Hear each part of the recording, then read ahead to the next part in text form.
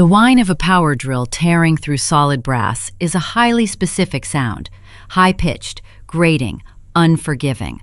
I sat in a dim hotel room off Camelback Road, holding a paper cup of lukewarm coffee, watching the high-definition live feed on my phone screen. The Arizona morning sun threw sharp, unforgiving shadows across my front porch. Travis leaned his weight into the drill, his jaw clamped tight with the effort. Silver metal shavings cascaded onto my welcome mat, glittering in the heat. Behind him stood my sister Jessica, holding a travel coffee tumbler, pausing to check her reflection in the front window. She looked serene, untouchable. I took another sip of my coffee. I did not call the police. I let him keep drilling. My name is Charlotte Williams, and I was 30 the morning I watched my own family break into the house I bought with my own money. To understand why I allowed a man to hollow out the deadbolt of my own home, you have to understand the trap they tried to set for me 48 hours earlier. My sister had cooked a rare dinner inviting our parents over to the house I own just to announce over a store-bought tart that I had 30 days to pack my things and move out. My father nodded, taking a sip of my reserve wine, and told me it was only fair because she was starting a family. When I calmly reminded them I held the mortgage, the entire table laughed, a unified sound of pure condescension. Jessica sneered and told me to prove it. I did not scream. I did not cry. I grabbed my overnight bag, left my house key on the mahogany table, and walked out into the desert night, leaving them to celebrate in my dining room. What they did not know was that they had just walked blindly into a legal snare that would cost them every dime and every ounce of their pristine public image. Welcome back to Grape Echo Stories, where ordinary people refuse to shrink to fit a seat they were never offered, and dignity always gets the last word. If you have ever been the family shock absorber, expected to pay the price for someone else's poor choices, this one is for you. Tell us your age in the comments below, and be sure to subscribe. Scottsdale at sunset feels like breathing inside an oven. I pulled onto my street after a 10-hour shift at the title escrow firm where I work. My eyes burned from staring at property deeds and lien releases all day. The back of my neck was stiff. All I wanted was a cold shower and a quiet house. Instead, I found my driveway impassable. Travis had parked his lifted Ford F-250 at a harsh diagonal. The rear passenger tire crushed my manicured Xeriscape, pinning a small agave plant into the gravel. I stood on the sidewalk and stared at the tire treads. I filed that detail away. That truck was a heavy, expensive piece of machinery he could not afford. I knew that better than anyone because 3 years prior, I co-signed the loan to save his credit. He drove it like a king. I held the liability. I parked 2 houses down and walked through the radiating heat of the pavement. Inside my house, the air conditioning hummed, struggling against the 104-degree evening. The dining room smelled of roasted garlic and performative domesticity. Jessica had been crashing in my guest room for a few weeks that had seamlessly bled into 6 months. Tonight she wore a floral apron over a silk blouse. Our parents, Patricia and Richard, sat at the mahogany table already halfway through a bottle of my reserve Chardonnay. Patricia wore her tennis club whites. Richard had on his golf polo. They looked perfectly at home in a house they did not own. I took my seat at the end of the table. The plates were filled with roasted chicken and asparagus. The tension in the room felt thick enough to chew. Nobody asked about my day. Nobody mentioned the truck blocking the driveway.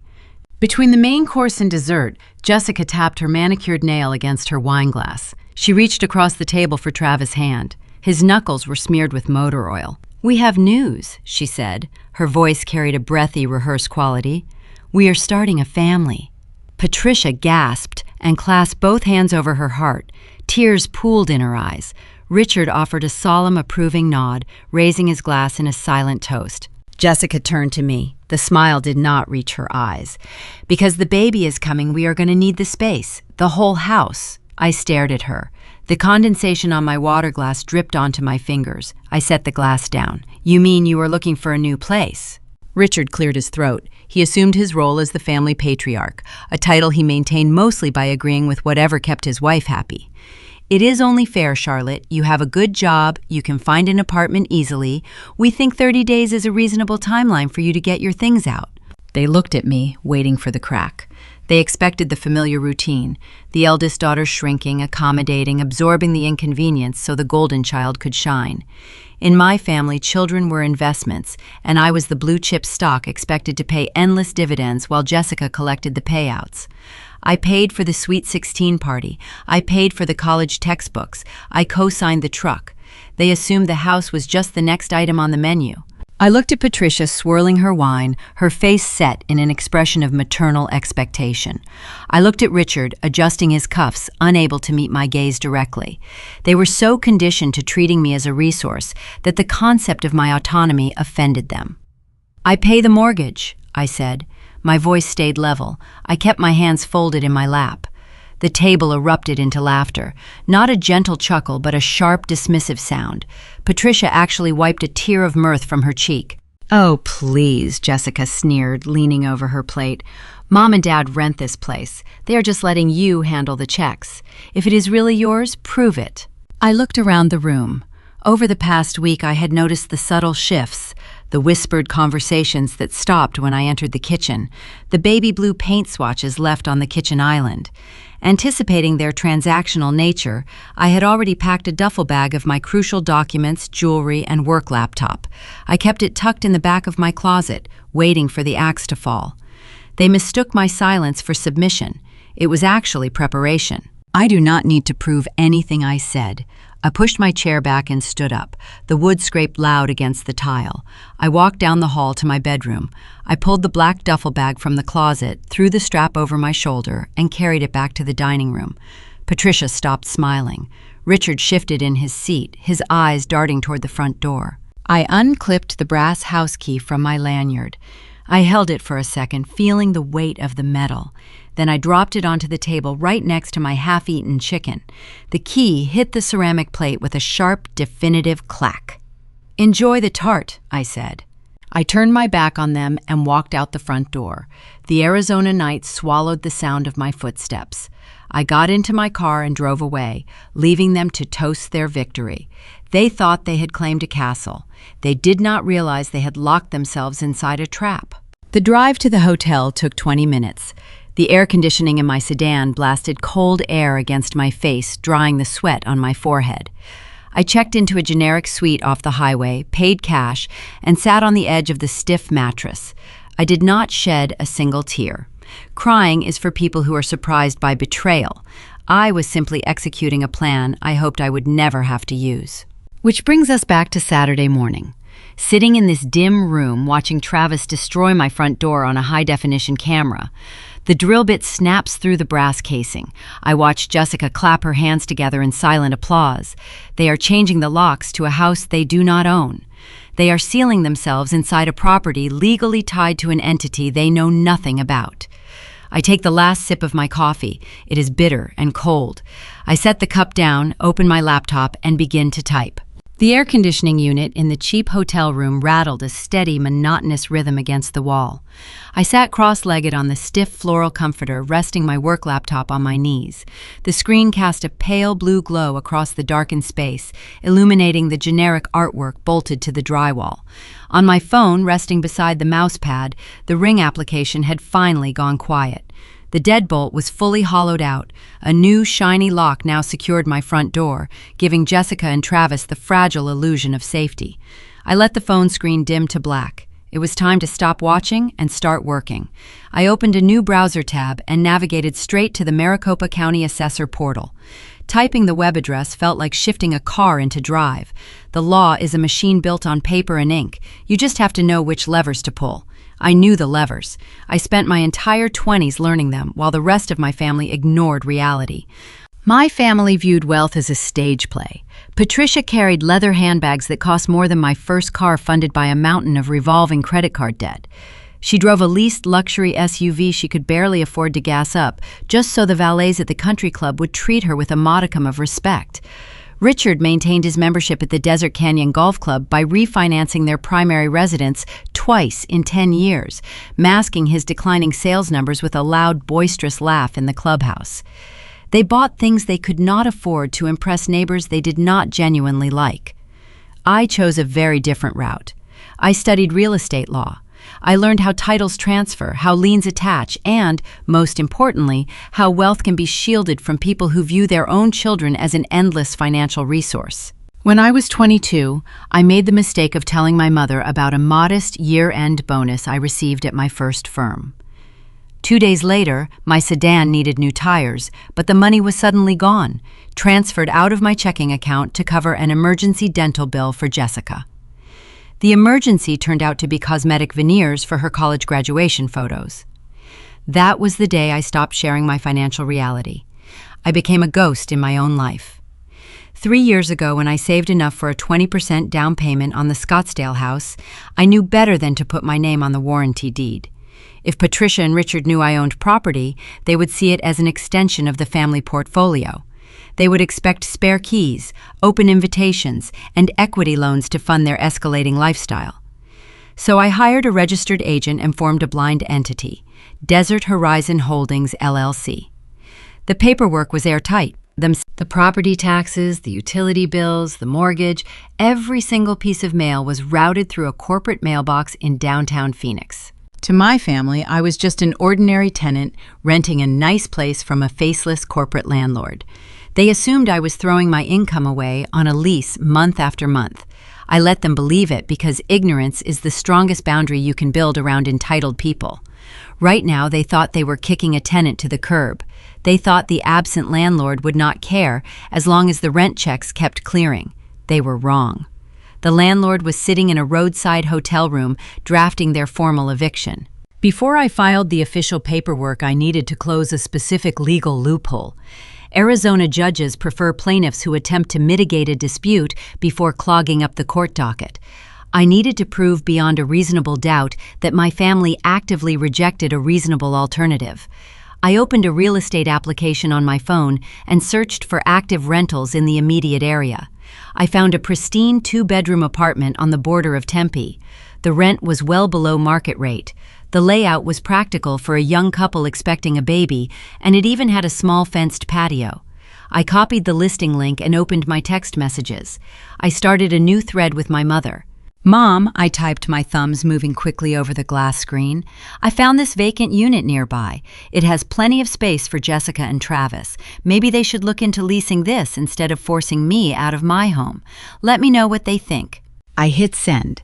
I watched the screen, waiting. The 3 gray dots bubbled up almost instantly. Patricia was awake. She was probably sitting at my dining room table drinking the rest of my reserve Chardonnay and discussing how easily I had folded under the pressure. Her reply arrived less than a minute later, a single laughing, crying emoji followed by a block of text. "You are being so dramatic, Charlotte. That apartment is tiny. Jessica needs a real yard for the baby and a safe neighborhood. You have 30 days to figure your own situation out. Be a team player for once in your life." I stared at the glowing message. It was a masterpiece of sheer arrogance. She had just handed me written documentation proving they were attempting an illegal self-help eviction while explicitly refusing a viable alternative housing option. I took a screenshot of the text thread, making sure the timestamp was visible. I saved the image to a fresh digital folder on my desktop.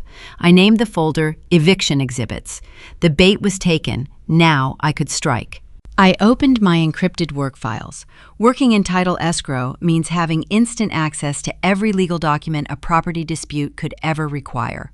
I selected the standard Arizona 5-day notice to quit. The keyboard clicked loudly in the quiet room as I filled in the blank fields. Property address, date of notice. I typed Jessica and Travis into the box labeled Unauthorized Occupants. I cited the specific state statutes regarding unlawful detainer and trespassing. The legal language was stark and beautiful in its efficiency. It demanded they vacate the premises immediately or face a formal detainer action in county court. There was no emotion in the document. No anger, no hurt feelings to debate, just the cold mechanical reality of property rights asserting themselves. I saved the document as a secure PDF file.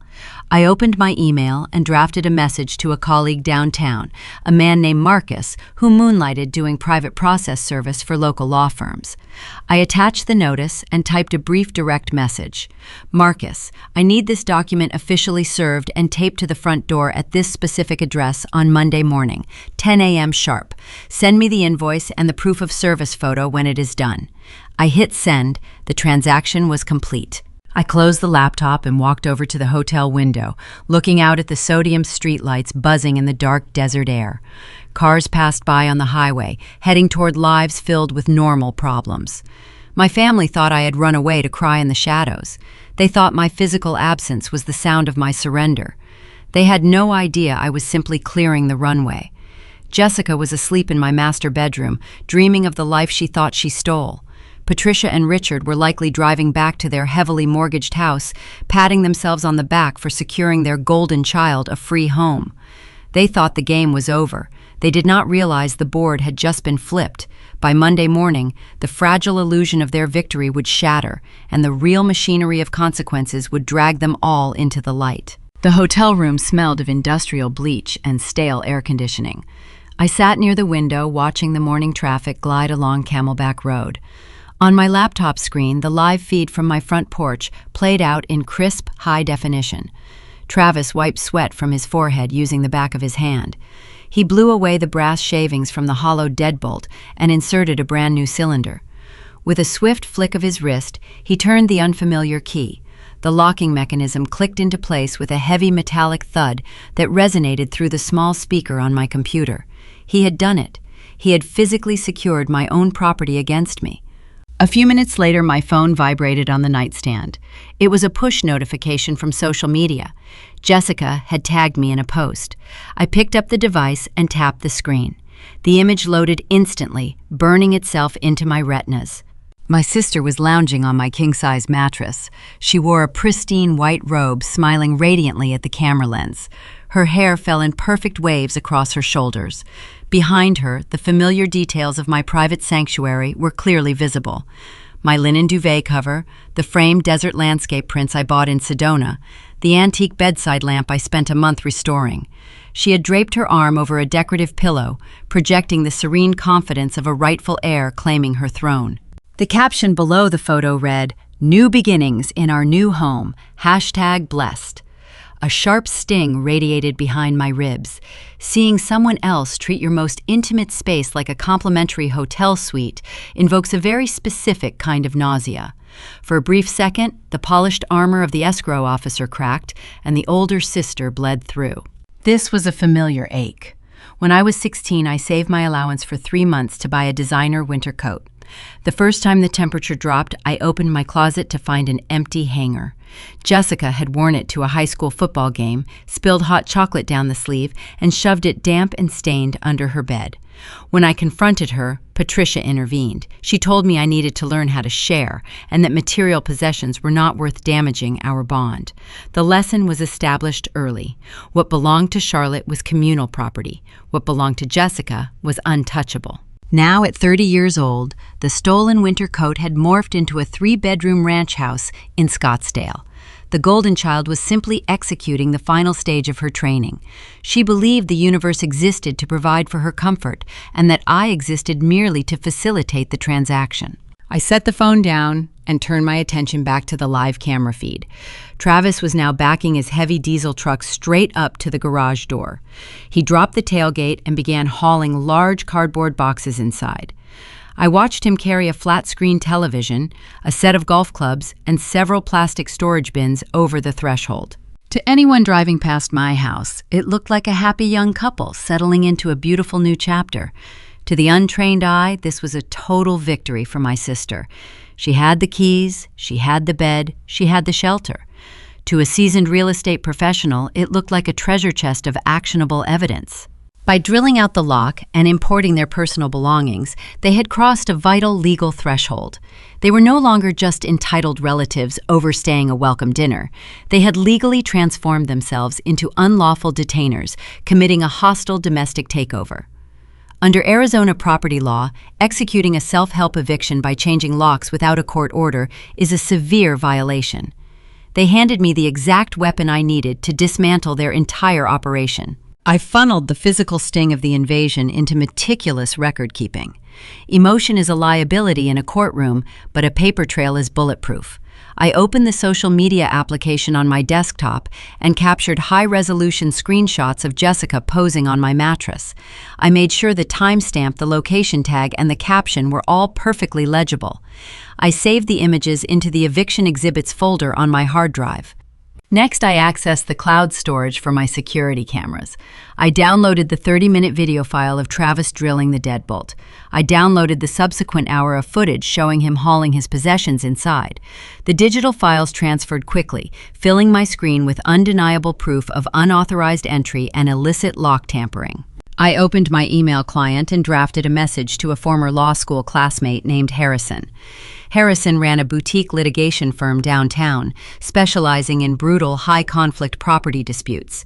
We frequently referred clients to one another, and he owed me a favor for untangling a messy commercial title defect the previous spring. I attached the screenshots, the ring footage, and a copy of the Blind Limited Liability Company operating agreement, proving my sole ownership of the property. I kept the email concise and devoid of any familial sentiment. Harrison, I typed, I have a hostile occupation at my primary residence. The occupants are relatives who refused a formal request to leave. They have now executed an illegal self-help lockout and are moving property into the premises. I have already arranged for a process server to deliver the 5-day notice to quit on Monday morning. I need you on standby to file the formal detainer complaint the moment the notice period expires. Let me know your retainer fee. I read the text twice, checking for clarity and precision. I pressed send. The email vanished into the ether, rocketing toward downtown Phoenix. I closed the laptop and walked into the small hotel bathroom. I splashed cold water on my face and stared at my reflection in the mirror. My hands were perfectly steady. The initial shock of the betrayal had burned off, leaving behind a cold, mechanical focus.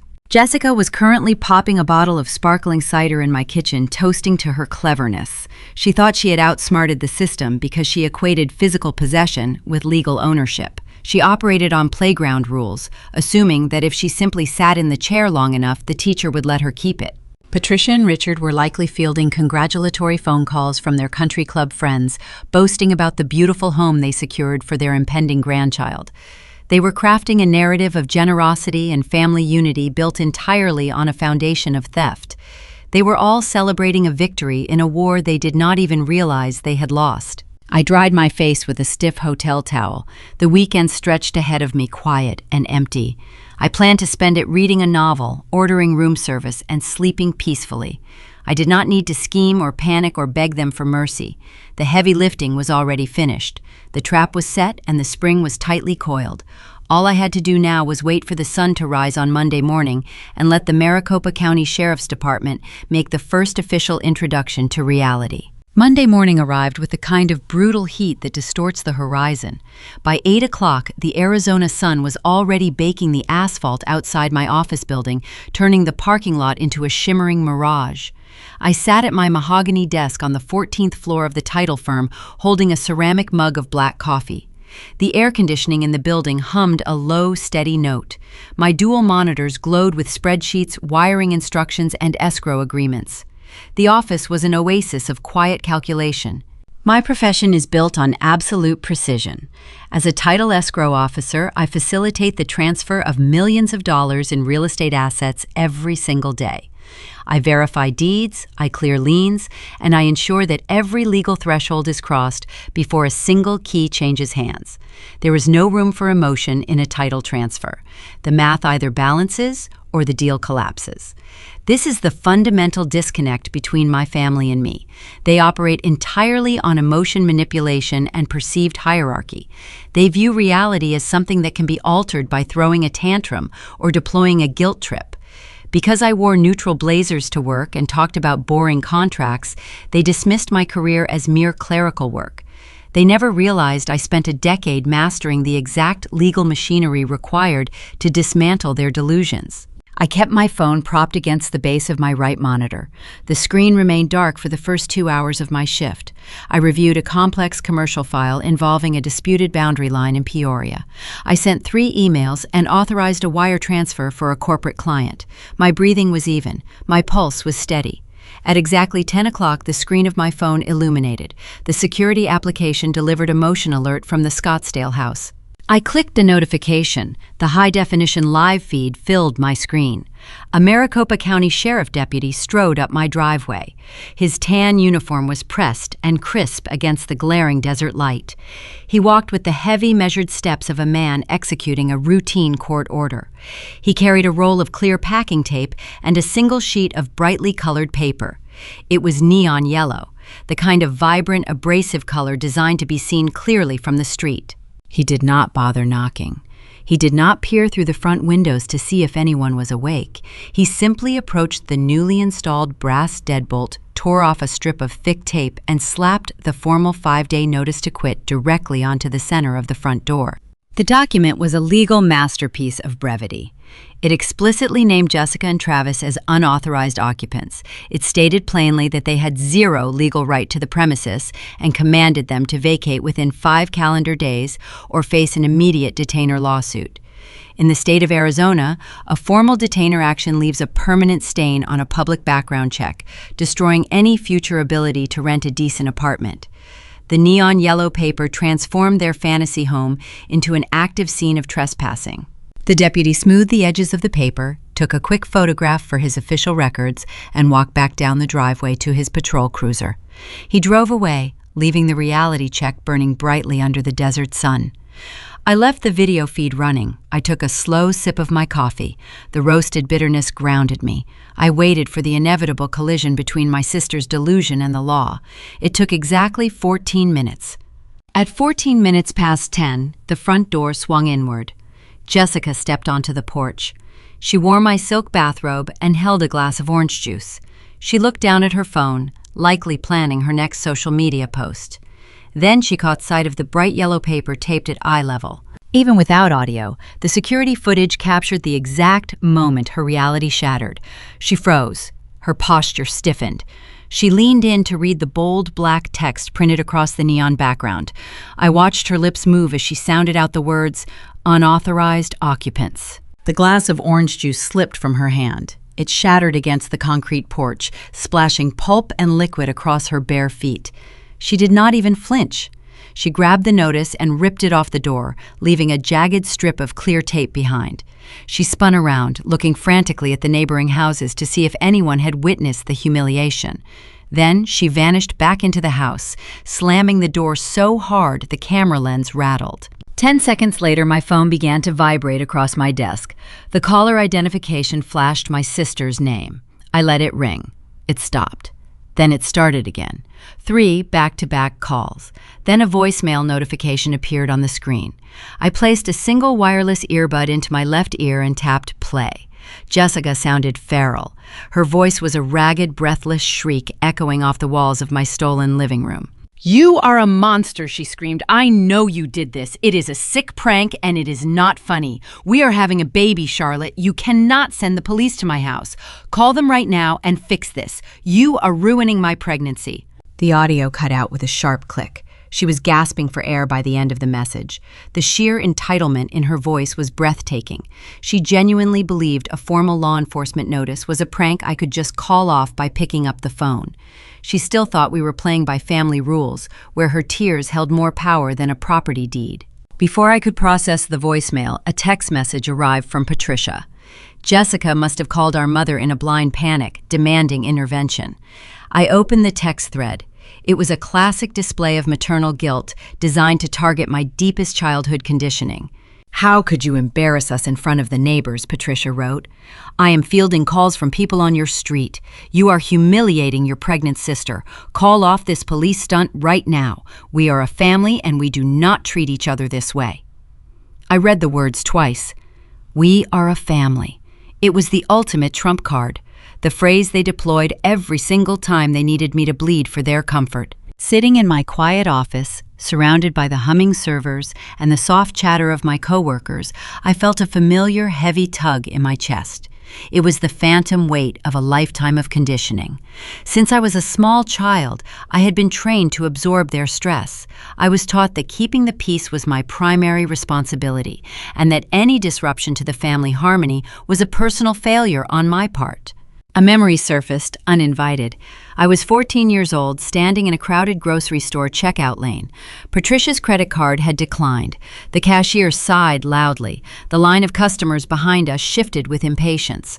Patricia began to cry, an elegant, tragic weeping meant to elicit sympathy from strangers. My face burned with shame. I reached into my backpack and pulled out the crumpled bills I had earned babysitting all summer. I paid for her groceries to stop the public spectacle. I fixed the problem. I made the discomfort go away.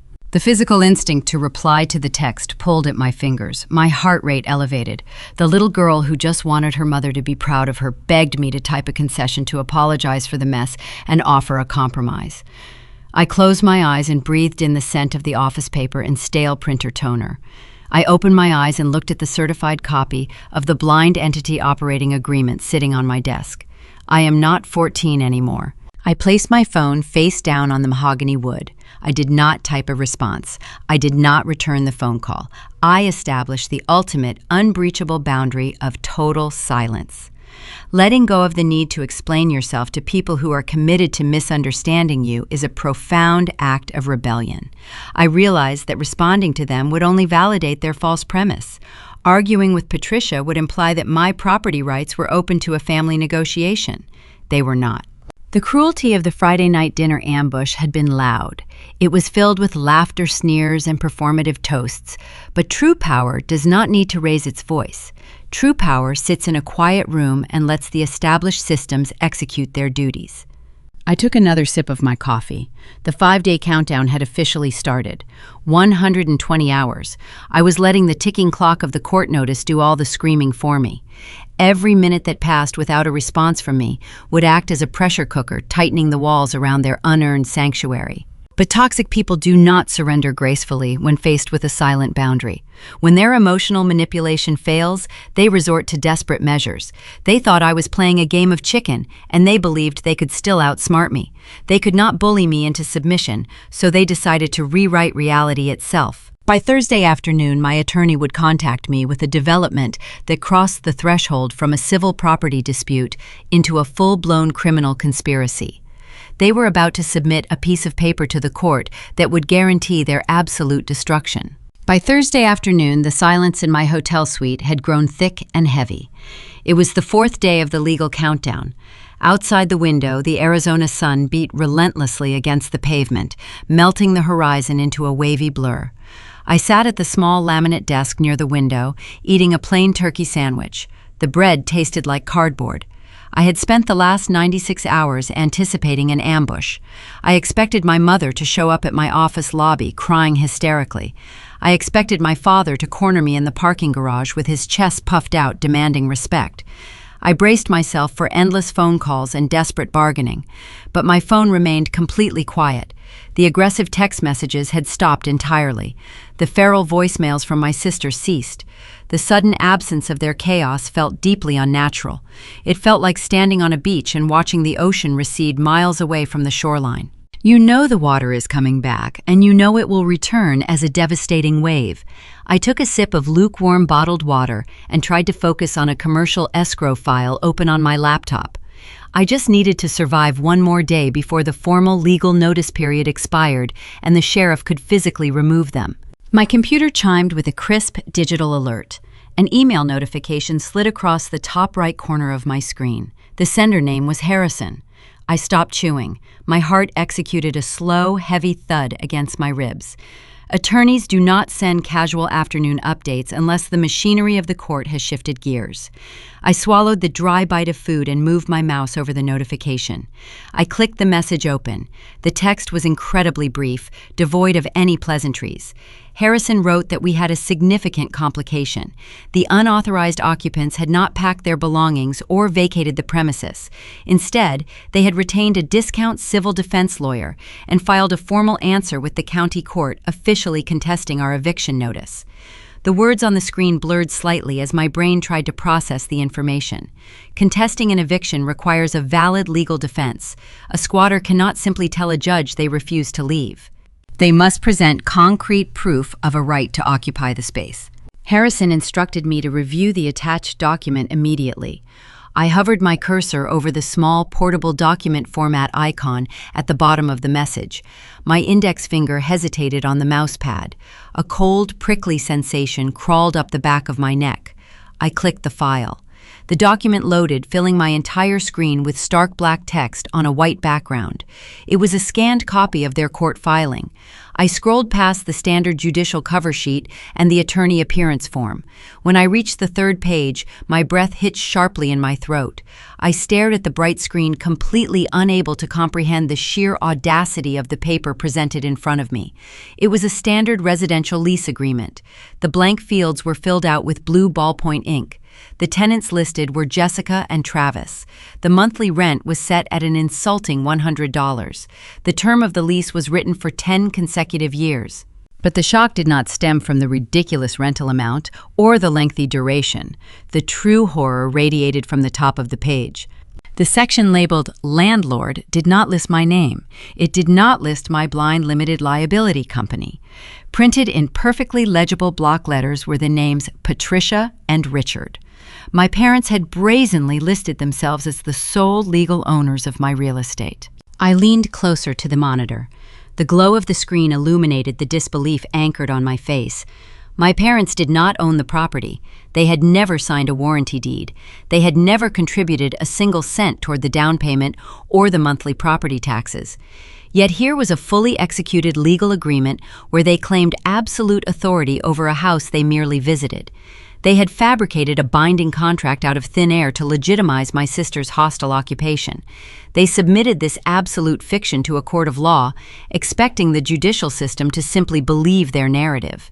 This was the terrifying climax of their lifelong delusion. My father spent his entire career in regional sales, believing that reality was entirely malleable. He taught us that facts were just suggestions and that truth belonged to whoever spoke with the most confidence. If a client questioned a flawed product, he just talked louder until they conceded. He once convinced a neighbor to pay for half of a property fence that sat entirely on our land just by acting deeply offended at the idea of paying for it alone. My mother operated on a similar frequency. She believed rules were designed for ordinary people and that our family was exempt because she drove a leased luxury vehicle and carried expensive handbags. I remembered being 17 years old and discovering she had opened a department store credit card in my name. When confronted, she simply waved her hand and told me it was a minor technicality because we were family. They viewed the county court system the same way they viewed the complaints department at a country club. They assumed if they presented a piece of paper and acted deeply offended, the judge would simply apologize and give them exactly what they wanted. They assumed I was still the terrified little girl who would shrink away from a public confrontation. They thought this fabricated lease was an impenetrable shield. They believed they had outsmarted the quiet title officer by using aggressive legal intimidation. But the dramatic irony saturating this moment was almost suffocating. They were entirely ignorant of the massive line they had just crossed. In the state of Arizona, submitting a forged document to a public office is a Class 6 felony. Lying under oath on a court filing is perjury, which carries the weight of a Class 4 felony. They were no longer just entitled toxic relatives trying to secure a free house for their golden child. They had legally transformed themselves into criminal fraudsters. They had weaponized the justice system against me without realizing they were loading a weapon and pointing it directly at their own chests. They had handed me the exact rope required to destroy their pristine public image forever. Emotionally, I felt a profound sense of grief. I was mourning parents who were still alive, mourning the realization that they would gladly send me to the streets just to keep my sister comfortable. But professionally, I was wide awake. The title officer armor locked firmly into place. I scrolled slowly down to the very last page of the forged agreement. I needed to see the signatures. There, at the bottom of the paper, were the sweeping loops of my mother's cursive and the sharp, jagged print of my father's handwriting. Next to their signatures were the names of my sister and her husband. All four of them had signed the fraudulent document, effectively entering into a documented criminal conspiracy. But a lease submitted to a court to contest an eviction requires rigorous authentication. I moved my eyes to the bottom right corner of the page. A crisp black circle was stamped over the date. A state commission notary public had verified their identities and stamped this perjury with an official seal. A notary is legally required to verify the contents and the authority of the signers before applying their stamp. I pressed the command key and zoomed in on the digital stamp. The pixelated image enlarged, revealing the full legal name of the official who had authenticated the fraud. The air left my lungs in a sudden rush. The name printed inside the notary seal was not a stranger. It was a name I recognized instantly. They had not just forged a document, they had compromised someone deeply embedded in my own daily life. The trap was so much larger than I originally thought. I stared at the pixelated black circle on my computer monitor. The name printed inside the official state seal was Brenda Hopkins. I knew that specific name very well. Brenda Hopkins was the diligent office manager at the boutique dental clinic in North Scottsdale, where my mother worked as a front desk coordinator. Patricia had held that receptionist position for over 15 years. She viewed her employment not as a standard job, but as a personal kingdom. She organized the daily patient schedule, managed the physical files, and enjoyed unrestricted access to every single drawer in the administrative reception area. My mother frequently brought home expensive office supplies, viewing them as unwritten fringe benefits of her tenure. She justified taking boxes of premium printer paper or expensive pens by claiming the clinic owed her for her dedication. Now she had severely escalated her behavior from taking basic stationery to stealing a state-commissioned notary stamp. To legally notarize a document in our state, the signer must be physically present and they must provide a valid government-issued identification. Brenda Hopkins was a meticulous, serious woman. She would never willingly participate in a fraudulent real estate transaction involving a property she had never seen. The sequence of events became terrifyingly clear in my mind. My mother had waited until Brenda went to the break room for lunch. She opened an unlocked desk drawer and pressed that rubber seal onto a fabricated residential lease. Patricia then forged the signature of a state official directly over the ink. This was not simply a toxic family overstepping boundaries. This was premeditated identity theft. This was a severe felony. A cold, methodical clarity washed over my entire body. The shock I felt just moments prior vanished completely. If my parents were willing to commit a felony just to secure a fake rental agreement, I needed to know what else they had submitted to the local government. As an experienced title escrow officer, I possessed direct professional portal access to the Maricopa County Recorder database.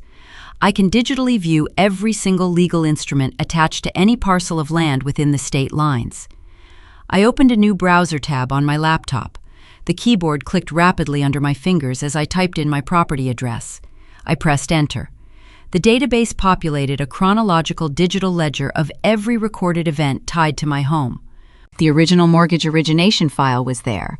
The corporate transfer to Desert Horizon Holdings was present and correctly recorded. But sitting right at the very top of the digital ledger was a pending transaction. It was filed exactly 3 days before the Friday night dinner ambush. I clicked the portable document format icon next to the pending file. A standard Arizona quitclaim deed filled my glowing screen.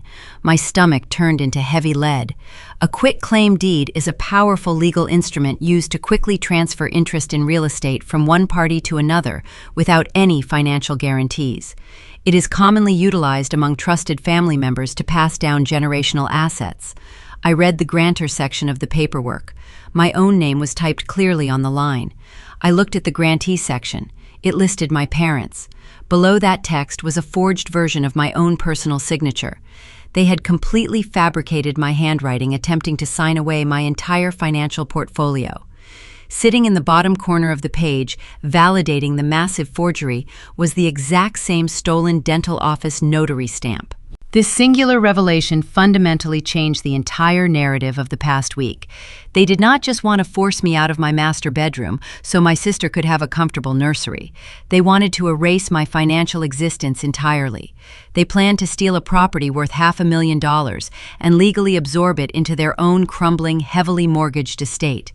The Friday dinner was never actually a negotiation. It was a private victory lap. When my father told me I had 30 days to pack my belongings, he genuinely believed he was speaking to me as my new legal landlord. He thought the house already belonged to him. But my parents were arrogant amateurs, playing a complex game they did not fully understand. They assumed I owned the house in my own name because they could not fathom a reality where their obedient daughter executed a sophisticated corporate shielding strategy. They thought I was naive. When they submitted the forged deed to the downtown office, the county clerk processed it through the automated indexing system. The computer system immediately flagged a massive chain of title discrepancy. The current legal owner of the parcel was not me. The true legal owner was a blind corporate entity. Because my parents filed a deed transferring ownership from a private person who did not legally hold the title, the document was instantly classified as fatally defective. It became a completely worthless piece of paper. The grand theft completely failed before they even poured the first glass of reserve wine at the dinner table. They had absolutely no idea their master plan was dead on arrival. The county clerk simply mailed a rejection notice to the corporate mailbox in downtown Phoenix, where all my limited liability company correspondence is routed. My parents were currently sitting in my house believing they were criminal masterminds who had successfully stolen a fortune. They did not realize they had just handed the local prosecutor a perfectly documented confession. Any lingering sadness I held for my family evaporated into the dry hotel air. The quiet little girl who constantly wanted her parents to be proud of her was gone. She was replaced entirely by a seasoned escrow professional observing a botched heist. They had left a permanent trail of undeniable criminal evidence in the public record. They viewed me as a disposable resource, but they forgot that I control the paperwork. Simply knowing about the fraud was not enough. I needed to weaponize this discovery to guarantee their eviction could never be contested again. If they wanted to involve the judicial system, I was going to give them the full weight of the law. I reached across the laminate desk and picked up my cellular phone. I needed to make a very specific phone call to a certain dental clinic in North Scottsdale. I needed to inform Brenda Hopkins that her official state commission was currently sitting inside a county courthouse attached to multiple felonies. The ticking clock of the 5-day notice was still running, but the destruction of their pristine country club image was about to become a matter of spectacular public record. Friday morning brought a false sense of security to the polished granite lobby of my office building. I stood near the brass elevator banks, holding a leather briefcase and a fresh iced tea. The week had been an exhausting marathon of silent warfare. I spent my evenings in the sterile hotel room watching my family play house on my security cameras while they unknowingly marched toward a felony conviction. Work was my solitary sanctuary. The title escrow firm operated on logic, mathematics, and binding contracts. It was a sterile, predictable environment where toxic emotional manipulation held absolutely no currency. I greeted the front desk security guard with a polite nod and waited for the elevator doors to part. I was completely unaware that my family had authorized a desperate surgical strike aimed directly at my professional reputation. People who operate entirely on delusion cannot tolerate firm boundaries.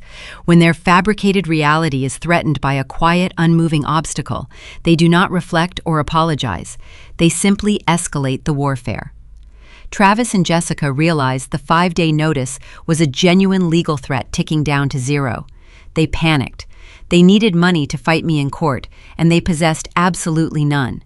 Travis had maxed out his credit cards on heavy truck modifications he could not afford. Jessica spent her entire income on organic baby clothes and aesthetic nursery decor.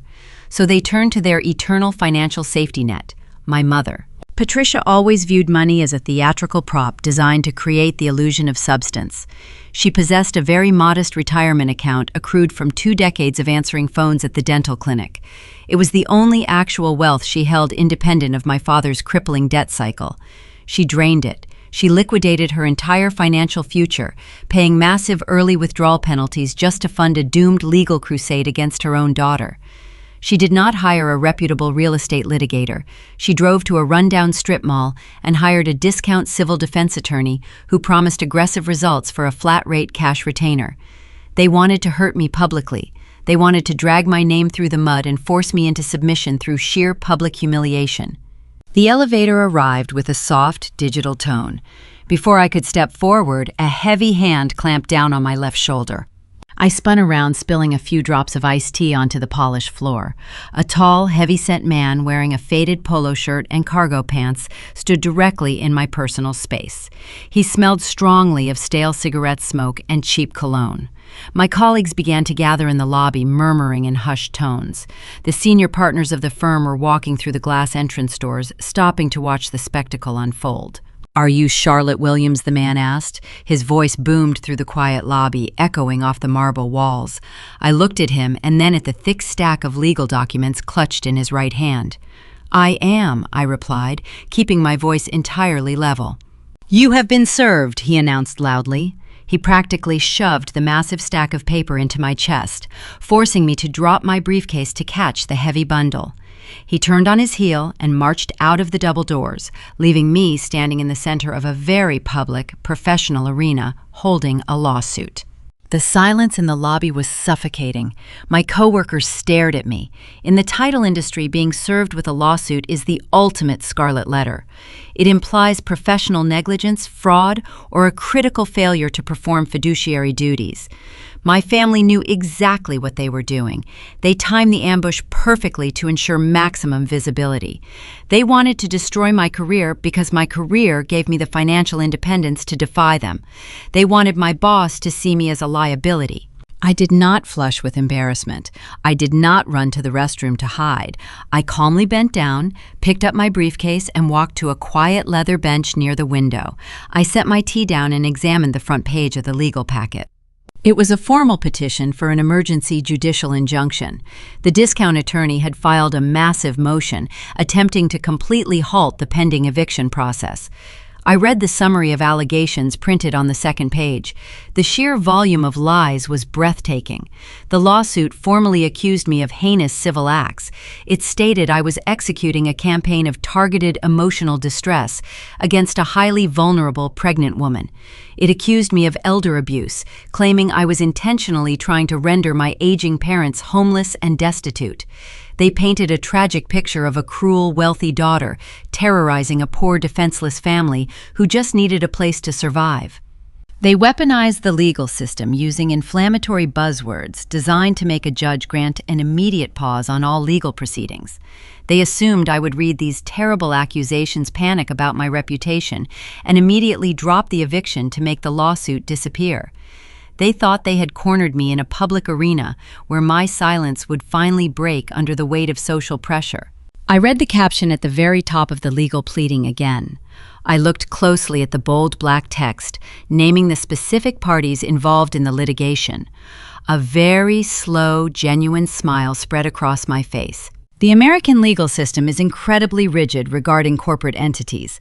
When a person forms a limited liability company, they create a distinct legal fiction. The company becomes an entirely separate entity, possessing its own rights, its own assets, and its own impenetrable shield against personal litigation. To sue a property owner, you must file the lawsuit against the exact entity listed on the recorded property deed. I looked at the plaintiff section. It listed my parents, my sister, and her husband.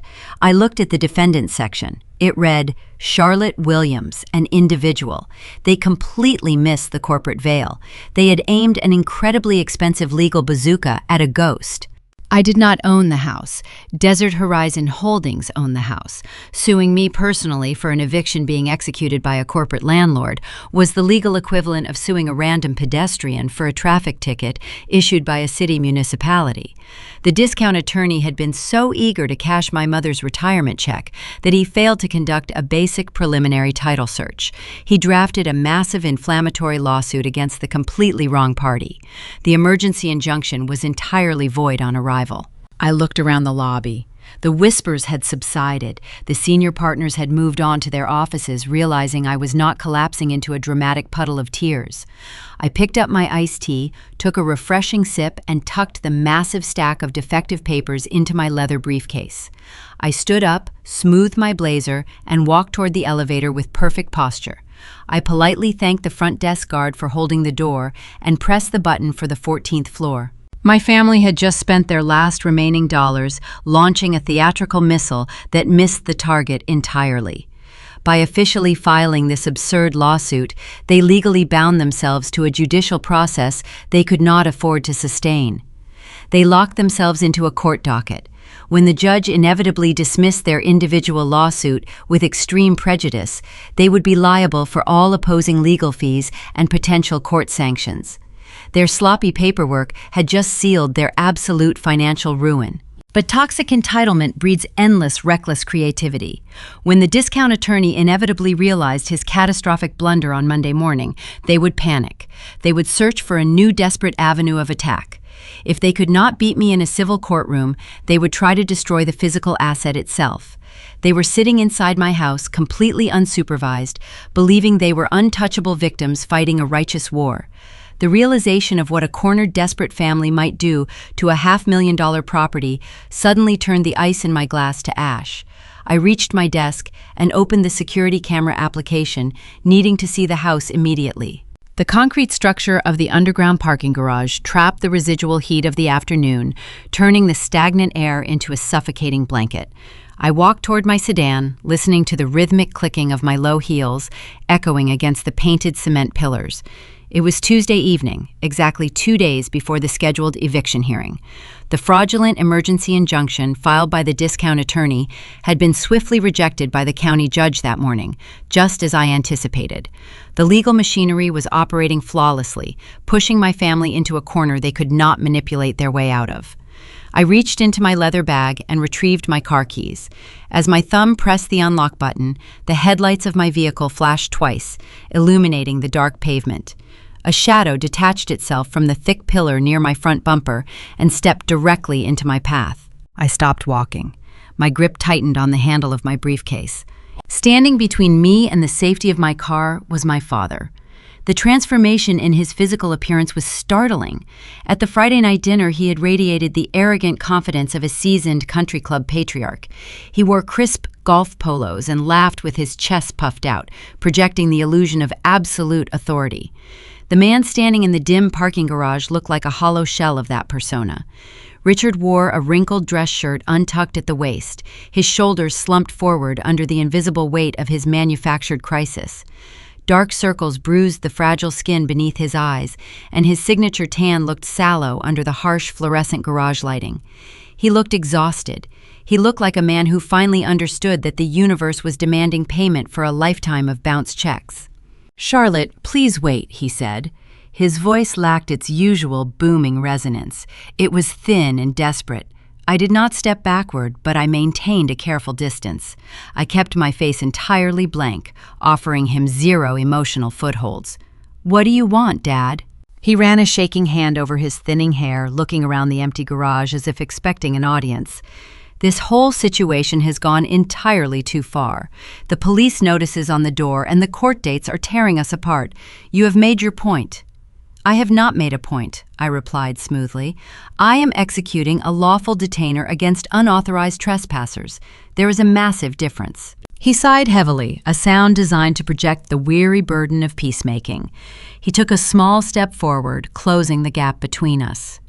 "Listen to me, Charlotte. Your mother is completely out of control. She is making irrational decisions and driving me insane with her constant screaming. But Jessica has absolutely nothing right now.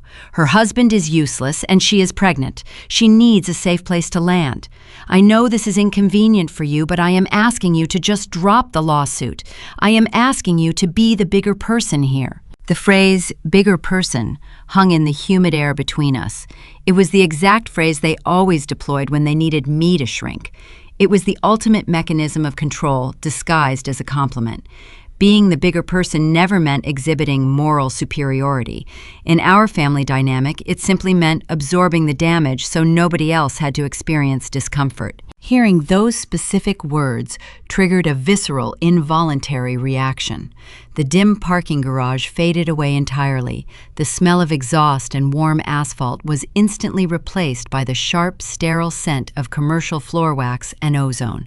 I was suddenly 18 years old again, standing inside the brightly lit lobby of a local bank branch on a Saturday morning.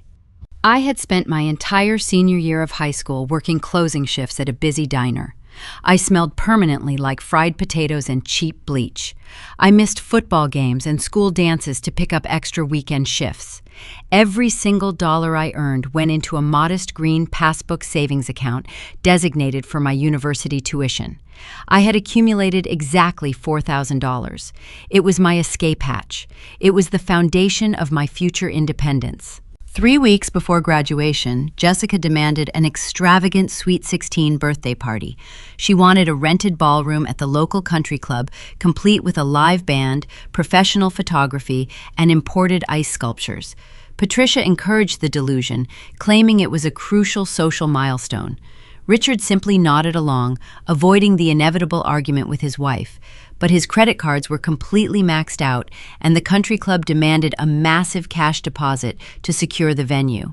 He cornered me in the kitchen early on a Saturday. He used his heavy authoritative tone, the one that made my teenage stomach twist into tight knots. He told me the family was experiencing a temporary cash flow problem. He promised he would pay me back before the fall semester began. He drove me to the local bank branch and stood directly behind me while I filled out the withdrawal slip. I remember the exact texture of the paper under my trembling fingers. I remember the sympathetic look the bank teller gave me as she counted out the crisp bills. Most importantly, I remember the profound, suffocating realization that settled into my bones as I handed the envelope of cash to my father. He was supposed to be my protector. He was supposed to shield me from the world. Instead, he was actively sacrificing my future to purchase his own domestic peace. He threw me under the bus so he would not have to tell Patricia no. He let me carry the burden of his cowardice. He never paid the money back. I took out high-interest student loans to cover the deficit, and Jessica enjoyed a flawless party she never earned. The memory finished playing in my mind, steeling my spine into an unbending rod of iron. I looked at the pathetic, exhausted man standing in the Arizona heat. He was trying to execute the exact same maneuver 12 years later. He was willing to let me be legally destroyed and rendered homeless just so he could avoid arguing with his toxic wife. He was offering me up as a sacrifice to the altar of maternal madness. The lingering, conditioned respect I held for my father shattered completely, falling away like dead skin. I saw him clearly for the very first time. He was not a patriarch. He was just a coward who utilized his eldest daughter as a human shield. "My mother is not the only person making irrational decisions," I said quietly. My voice was steady, but it carried the chilling weight of a frozen lake. Richard blinked, looking confused by my lack of immediate compliance. "What does that mean?" "You attempted to transfer the title of a property you do not own," I explained. "You submitted a forged quitclaim deed to the county recorder, and when that failed, you submitted a fabricated lease to a judge. You actively committed notary fraud and perjury. You did not just make a mistake, Dad. You committed multiple severe felonies." His jaw dropped open. The remaining color drained rapidly from his face, leaving a sickly gray pallor behind. The realization that I had uncovered the stolen dental office stamp hit him like a physical blow to the chest. He opened his mouth to speak, but no sound materialized. He just stared at me, his eyes wide with genuine, unadulterated terror. He finally understood that he was not negotiating with a subservient teenager anymore. He was negotiating with the architect of his impending destruction. "I am not the bigger person," I continued, stepping around him to reach my driver's side door.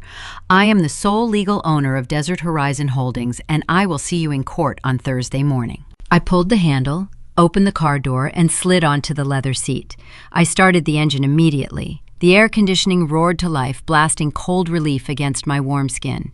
I shifted the vehicle into drive. I did not look back at him.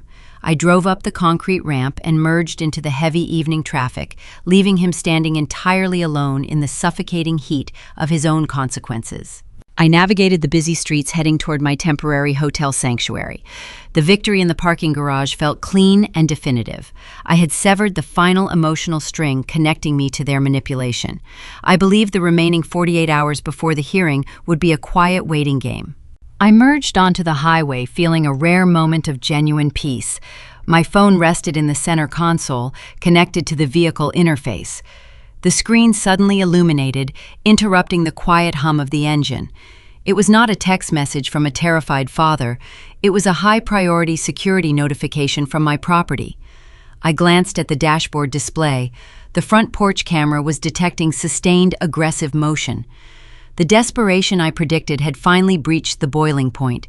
They could not win the legal war, so they were preparing to scorch the earth. I pressed the accelerator harder, my heart hammering against my ribs as I raced toward a conflict that was about to turn devastatingly physical.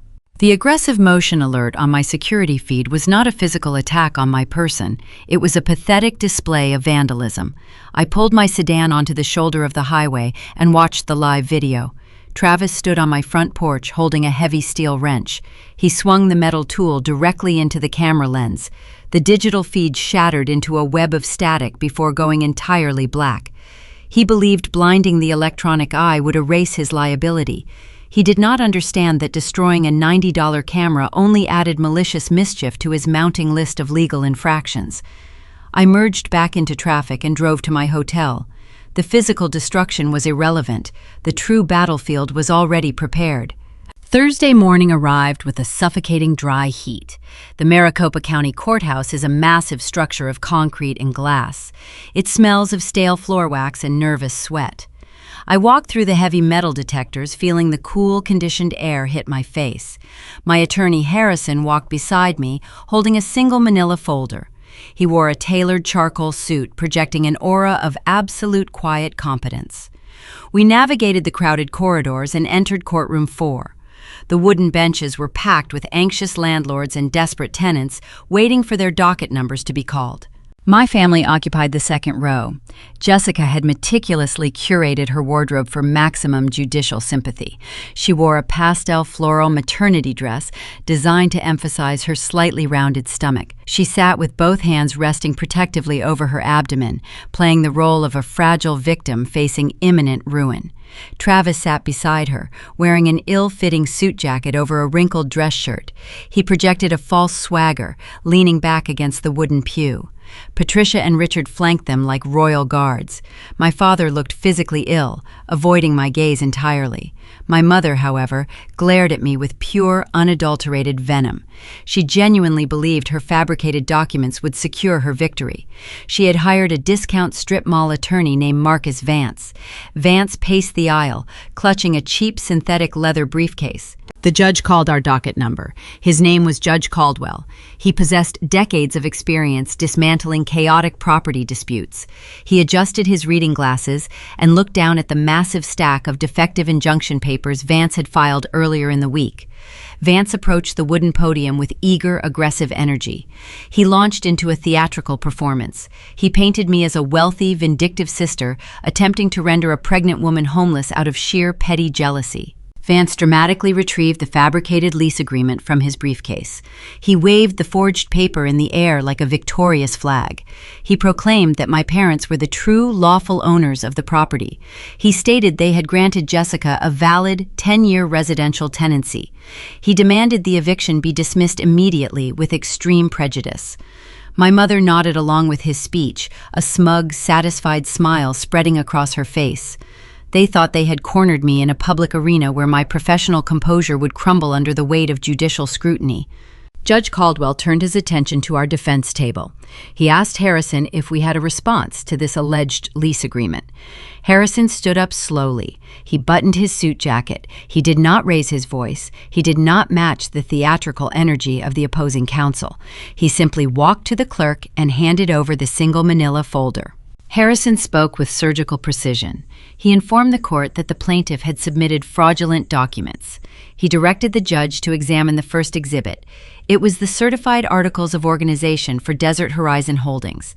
The heavy bond paper featured a gold state seal proving I was the sole managing member of the corporate entity that actually owned the real estate. Next, Harrison presented the recorded warranty deed. This document confirmed the blind entity held the exclusive legal title. My parents had absolutely no ownership interest in the property. They possessed zero authority to draft or execute any residential lease. Harrison then directed the judge to the third and final exhibit. It was the defective quitclaim deed my parents had attempted to file days before the dinner ambush. Harrison pointed out the forged signature. Then he verbally highlighted the most devastating detail of all. He named the specific dental office where my mother worked. He explained that the notary stamp authenticating the forgery belonged to her direct supervisor. He explicitly stated that Patricia had stolen the official state seal to commit real estate fraud. The atmosphere inside the courtroom shifted violently. The smug smile vanished from the face of my mother. The color drained from her cheeks, leaving a chalky white panic behind. Vance, the discount attorney, froze at the podium. He stared at the documents the judge handed back to him. An attorney has a strict ethical obligation not to present fabricated evidence to a tribunal. Vance suddenly realized his own clients had used him to commit perjury in an open court. He took a physical step backward, distancing himself from the radioactive fallout of my family. Judge Caldwell removed his glasses. He stared directly at my parents. The grand theatrical production they had carefully orchestrated completely shattered against the immovable wall of property law. They brought a forged butter knife to a legal gunfight, and they were experiencing the catastrophic result. The judge did not mince words. He announced he was granting the immediate writ of restitution. The eviction was authorized. But he did not stop there. He stated he was officially referring the forged deeds and the stolen notary stamp to the county district attorney for criminal prosecution. My family sat paralyzed on the wooden bench.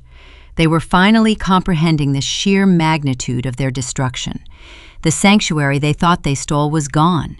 The pristine country club reputation my mother worshipped was about to be obliterated by felony indictments.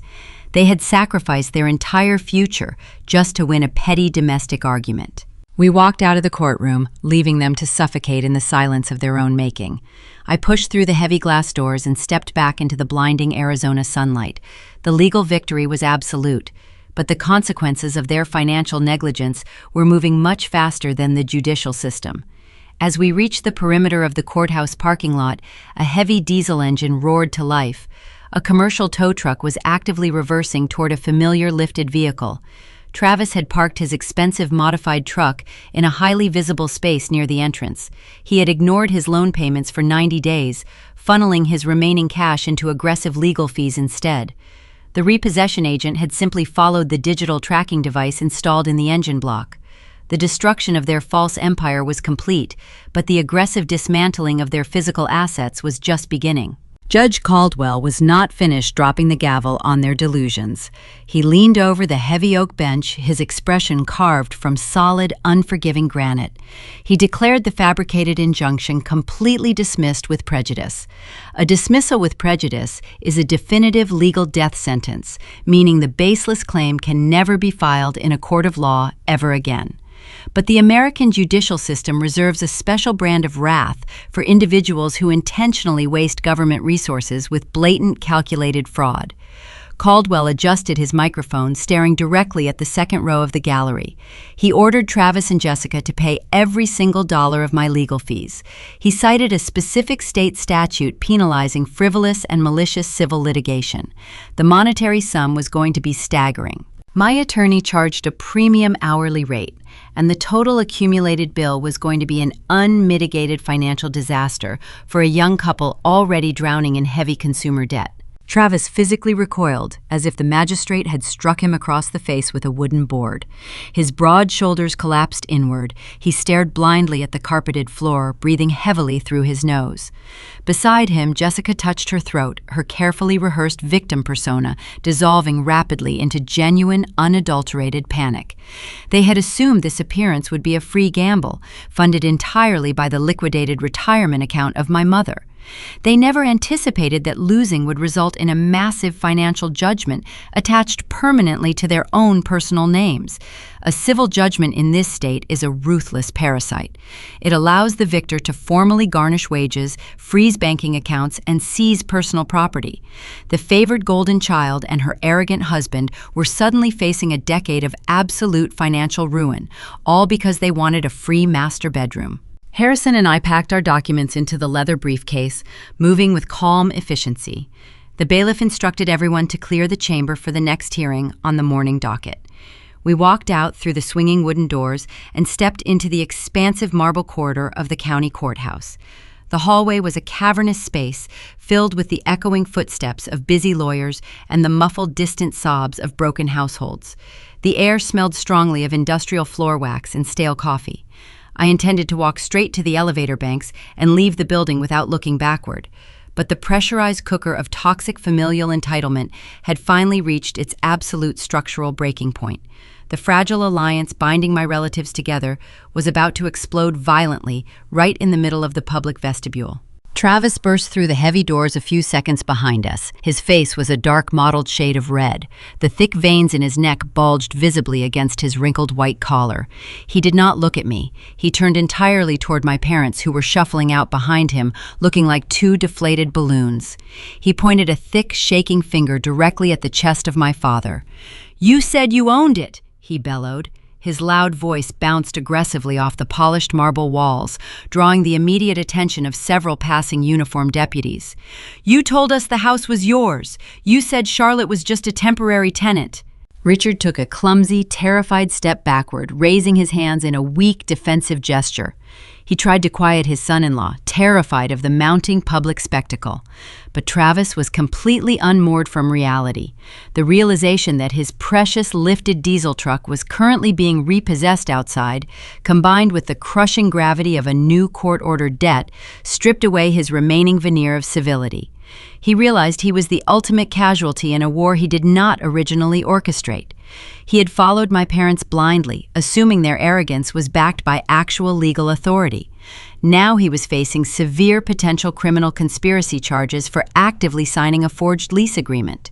The loyalty among thieves is a very fragile illusion, easily shattered by the imminent threat of personal consequence. Travis whipped his head around and locked his frantic eyes on my face.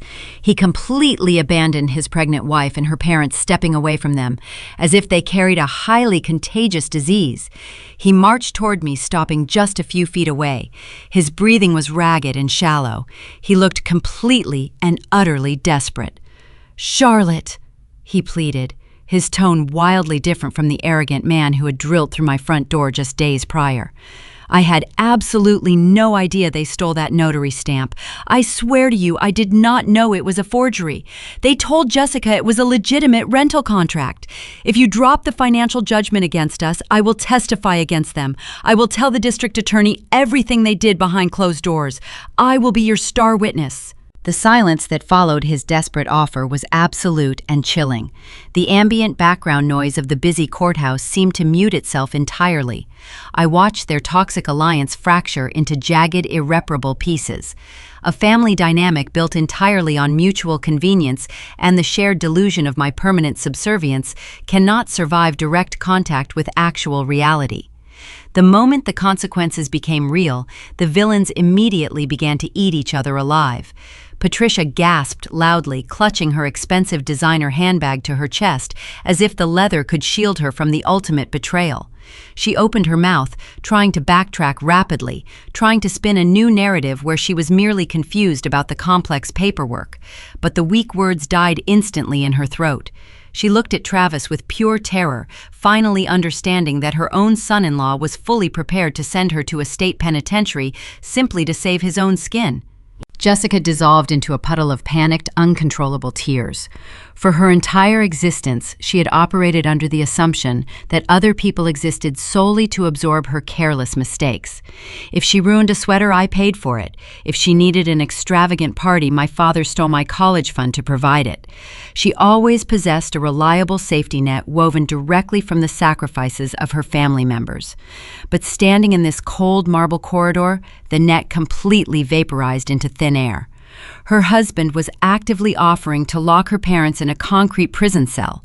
Her parents were exposed as incompetent criminal frauds, and the older sister she had systematically bullied and exploited was holding the heavy leash to her entire financial future.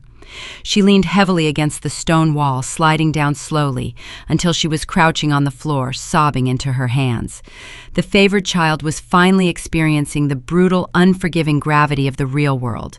I stood perfectly still, watching the implosion. I did not feel a sudden rush of triumphant joy. I did not feel the bitter, dark satisfaction of revenge. I felt nothing but a profound clinical neutrality. The people standing in front of me were complete strangers. They were a pathetic collection of desperate, frantic individuals bound together by a shared toxicity that had finally consumed them whole. Travis stood there sweating profusely, waiting for me to accept his cowardly bargain. He thought I was playing the exact same transactional game they always played. He thought my mercy was a cheap commodity he could purchase with a sudden betrayal.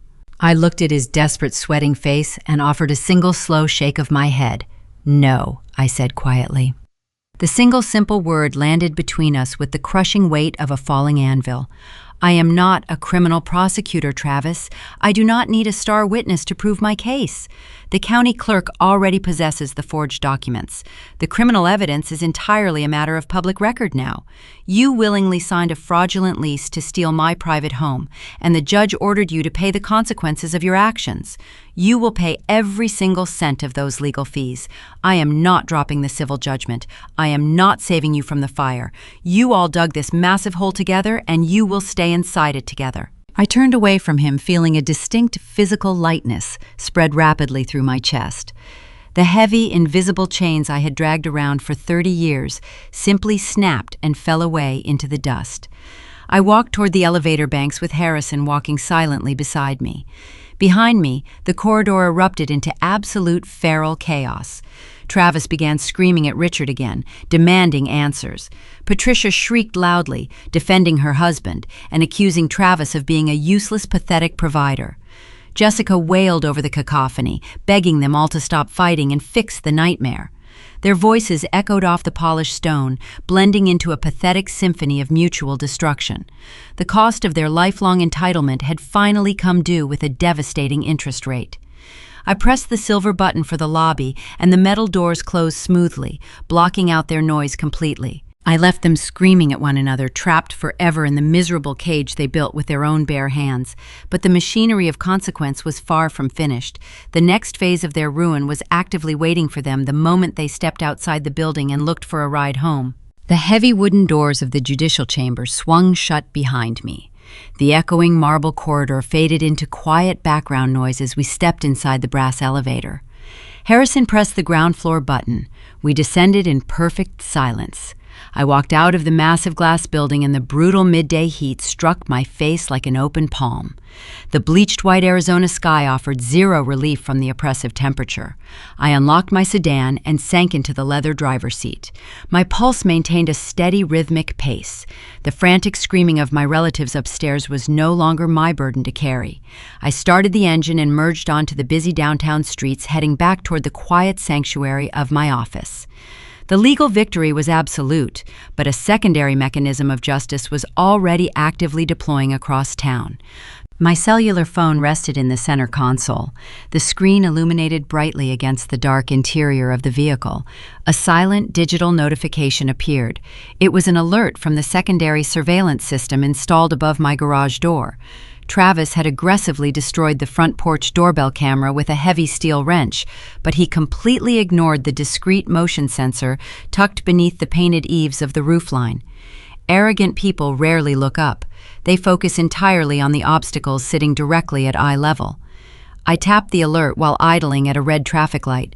The high-definition video feed buffered for a brief second before presenting a crystal-clear view of my sun-baked driveway. My mother pulled her leased luxury sedan onto the concrete pad. She parked haphazardly, leaving the rear bumper protruding into the public street. A moment later, a massive lifted diesel pickup roared into view. Travis steered the dark, heavy machine into the space beside her. He had somehow managed to flee the courthouse parking lot before the downtown recovery agent could finalize the mechanical hookup. He believed he had successfully outrun his financial consequences by rushing back to the stolen house. He killed the engine and the loud, aggressive rumble faded into the quiet suburban afternoon. Jessica stepped out of the passenger side. Her pastel floral maternity dress looked crumpled and stained with nervous sweat. She moved with slow, defeated steps, entirely stripped of her previous theatrical confidence. Watching that specific vehicle sit on my property brought a bitter taste to the back of my mouth.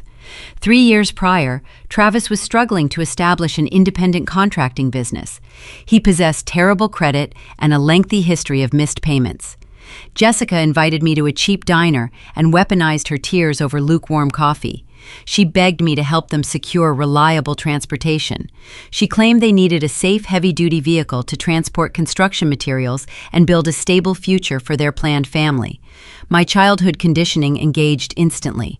I drove to the dealership and signed my name on the dotted line, acting as the primary financial guarantor. I absorbed the massive liability to keep the peace. He made the required monthly installments for exactly 6 months.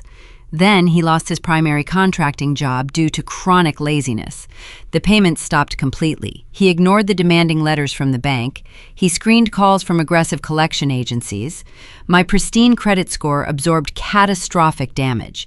Every single late fee dragged my financial reputation downward. When I begged him to sell the machine and settle the remaining balance, he laughed in my face. He told me I could afford the slight inconvenience because I had a corporate job. I spent 2 years carrying the invisible weight of his reckless entitlement. I shielded him from the banking system because I feared the wrath of my parents. That fear evaporated the moment they tried to force me onto the street. When the 5-day eviction notice was formally served, I realized I still maintained absolute legal authority over the loan documents. A financial guarantor possesses the explicit right to mitigate damages. If the primary borrower defaults, the co-signer can authorize a voluntary surrender of the physical asset. I contacted the automotive lender early Tuesday morning. I spoke with a recovery specialist and explained the hostile situation. I submitted an electronic signature authorizing the immediate reclamation of the property. The bank activated the global positioning tracker permanently embedded inside the engine block. I did not steal anything. I simply removed my protective armor and allowed the natural consequences of his negligence to finally reach him. The digital feed on my phone screen captured the exact moment reality arrived. As Travis walked toward the front door to begin packing his stolen belongings, a heavy commercial flatbed turned onto the residential street. The air brakes hissed with a loud mechanical sigh. The recovery vehicle backed swiftly into my driveway, completely blocking the exit path. The side of the flatbed displayed the bold logo of a local repossession agency. An older man wearing a reflective safety vest stepped out of the cab. He moved with the calm, deliberate efficiency of someone who deals with angry, desperate people every single day. Travis spun around, the color drained entirely from his face before rushing back in a violent shade of crimson. He sprinted toward the recovery agent, waving his arms wildly in the air. Even without audio, the sheer volume of his panic was visible. He pointed at the lifted pickup, shaking his head in aggressive denial. He puffed out his chest, trying to physically intimidate the older man. Jessica stood frozen near the front porch, covering her mouth with both hands. Patricia rushed out of the house, waving her manicured fingers and demanding the worker leave the premises immediately. They attempted to use their standard tactics of volume and righteous indignation to alter reality. The recovery agent did not flinch. He did not yell back. He simply reached into the front pocket of his work shirt and produced a folded piece of white paper. He handed the document directly to Travis. It was a printed copy of the voluntary surrender authorization. It clearly displayed my name and my digital signature. The legal document explicitly transferred temporary possession back to the financing institution. Travis stared at the text. His shoulders slumped forward.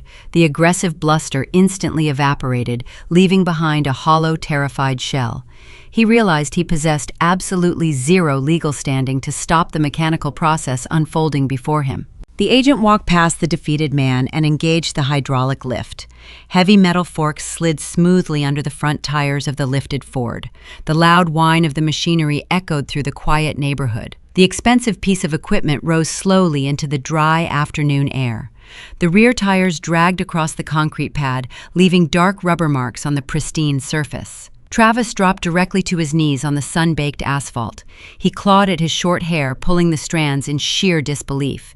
He watched his ultimate status symbol roll down the street, chained securely to the back of a flatbed truck. His manufactured identity was completely tethered to that expensive machine, and now he was left kneeling in the dirt with absolutely nothing. I watched the entire sequence play out from the air-conditioned comfort of my vehicle. I felt no guilt. I felt no lingering sorrow for his public humiliation. The protective barrier I had maintained for decades was permanently dismantled. I had simply stepped out of the way, allowing the heavy machinery of the financial sector to crush his unearned arrogance. They now possessed less than 24 hours to entirely vacate my residential property. They had 0 vehicles capable of hauling their numerous cardboard boxes and stolen furniture. They were physically stranded in a desert subdivision with no money and no leverage. The swift evaporation of their resources was astonishing to witness. But the loss of transportation was merely a superficial wound compared to the terminal disease spreading through their family unit. They would eventually be forced to rent a moving van using the last remaining fragments of credit belonging to my father. They would have to retreat in utter disgrace back to the heavily mortgaged home of my parents. They believed the worst part of their ordeal was over. They assumed they could lick their wounds in private and rebuild their toxic dynamic far away from my boundaries. They were entirely wrong. The Maricopa County judicial system does not simply ignore blatant perjury. When my mother finally walked through her own front door, she would discover that the consequences of forging a state notary seal were already waiting inside her living room. The morning sun climbed steadily over the McDowell Mountains, projecting long, sharp shadows across the manicured lawns of my subdivision. I parked my sedan 2 streets away, choosing to walk the remaining distance. The early air felt crisp, offering a temporary reprieve from the brutal afternoon heat that would soon engulf the valley. I stood on the public sidewalk directly across from my property, gripping the handle of my leather briefcase. Exactly at 8 o'clock, 2 massive white utility vehicles marked with the Maricopa County Sheriff logo turned the corner. They rolled to a smooth stop in front of the driveway. The flashing emergency lights were disabled, but the sheer presence of the municipal cruisers commanded immediate respect. 2 uniformed deputies stepped out onto the asphalt. They wore dark tactical vests over tan shirts with sturdy utility belts laden with equipment resting squarely on their hips. The taller officer approached me first. He verified my identity and reviewed the certified legal paperwork bearing the fresh signature of Judge Caldwell. He nodded once, executing a silent acknowledgement of the impending procedure. I followed several paces behind them as they marched up the concrete path. The front yard remained entirely unchanged, but the unseen energy surrounding the structure felt drastically different. A month ago, I was the victim, standing on this exact porch facing a fraudulent ambush. Today, I was the lawful architect of their removal. The lead deputy pounded his clenched fist against the wooden door. The percussive sound echoed loudly through the quiet neighborhood. He announced his department with booming authority, demanding immediate entry. Shuffling footsteps approached from the interior foyer. The brass deadbolt clicked open. Travis stood in the doorway wearing stained sweatpants and a wrinkled undershirt. His eyes were deeply bloodshot, and his jaw hung slack with genuine shock. Behind him, the expanse of the living room was clearly visible. The space was completely untouched. Not a single cardboard box was packed. No suitcases sat by the entrance. They had spent the entire night wallowing in their defeat, paralyzed by profound psychological denial. Jessica always treated deadlines as mere casual suggestions. During our childhood, she routinely ignored school project due dates, firmly believing our mother would eventually march into the classroom and bully the teacher into granting a special extension. She carried that toxic entitlement into adulthood, assuming the judicial system would somehow bend to accommodate her fragile emotional state. She genuinely believed nobody would ever physically force a pregnant woman onto the street. She was catastrophically mistaken. The deputy did not offer a polite morning greeting. He stepped directly over the threshold, violating their false sanctuary. He held up the court order, stating clearly that they were currently trespassing on private real estate. He instructed them they possessed exactly 15 minutes to gather essential personal items before being escorted off the premises permanently. Travis bristled rapidly, his face flushing with sudden misplaced anger. He puffed out his broad chest, attempting to reclaim his lost masculine authority. He raised his voice, arguing aggressively that they needed more time to secure a moving truck. The second officer did not utter a single word in response to the hostile outburst. He simply shifted his weight and rested his right hand casually against the dark polymer grip of his holstered service weapon. It was a subtle, highly practiced gesture, conveying absolute, uncompromising dominance. Travis tracked the movement with his widening eyes. The aggressive bluster vanished from his posture instantly. His inflated chest deflated into a pathetic slouch. He realized he was not arguing with a permissive parent or a passive sister. He was challenging the armed enforcement wing of the state government. He took a stumbling step backward, lowering his head in total submission. A chaotic frenzy erupted inside the residence. Jessica emerged from the master bedroom wearing silk pajamas, her face streaked with dried mascara. When she heard the 15-minute ultimatum, she let out a high-pitched wail of pure terror. She sprinted toward the kitchen, grabbing a handful of black plastic garbage bags from beneath the sink. The sophisticated illusion she so desperately tried to project was crumbling rapidly before my eyes. I remained on the front lawn watching the spectacle through the large bay window. Jessica ran wildly through the expansive walk-in closet. She violently shoved expensive designer dresses and luxury leather handbags into the cheap disposable sacks. She dropped delicate items onto the floor, tripping over discarded shoes in her blind panic. Travis hastily gathered basic toiletries and random electronics, tossing them haphazardly into a canvas duffel bag. The deputies stood in the hallway like silent stone statues, occasionally checking their bulky wristwatches. Exactly 15 minutes later, the lead officer pointed toward the open front door. Jessica tried to grab one more armful of clothing, but the deputy stepped firmly in front of her, blocking the path. Time was officially expired. They were marched out of the house carrying whatever they managed to stuff into their pathetic trash bags. Jessica wept openly as she crossed the threshold, her shoulders shaking violently under the bright morning sun. Travis carried 3 bulging sacks, his head bowed in profound public humiliation. A commercial locksmith van pulled into the driveway precisely as they reached the edge of the public street. I had coordinated the timing flawlessly. The technician stepped out carrying a portable drill and a box of commercial-grade hardware. I directed him to the front entrance. He immediately began removing the tampered locks my brother-in-law had illegally installed weeks prior. The metallic grinding noise filled the dry air, cementing the finality of the situation. Travis and Jessica dropped their thick plastic bags onto the warm concrete curb. They stood on the exact same patch of grass where I had stood during my initial ambush. The brutal reality of an unceremonious eviction landed squarely upon their shoulders. This was the exact traumatic experience they gleefully tried to inflict on me. They thought destroying my peace would magically secure their own future. Instead, they were locked out completely, stranded and utterly exposed to the unforgiving judgment of the surrounding neighbors, who were now peeking through their window blinds. There was absolutely no negotiation possible, and their perceived family privilege held zero currency here. I did not gloat. I did not offer any parting words of wisdom or sarcastic remarks. I simply watched them pull out their smartphones to desperately hail a rideshare vehicle, since their expensive, modified truck was currently sitting in a bank impound lot across town.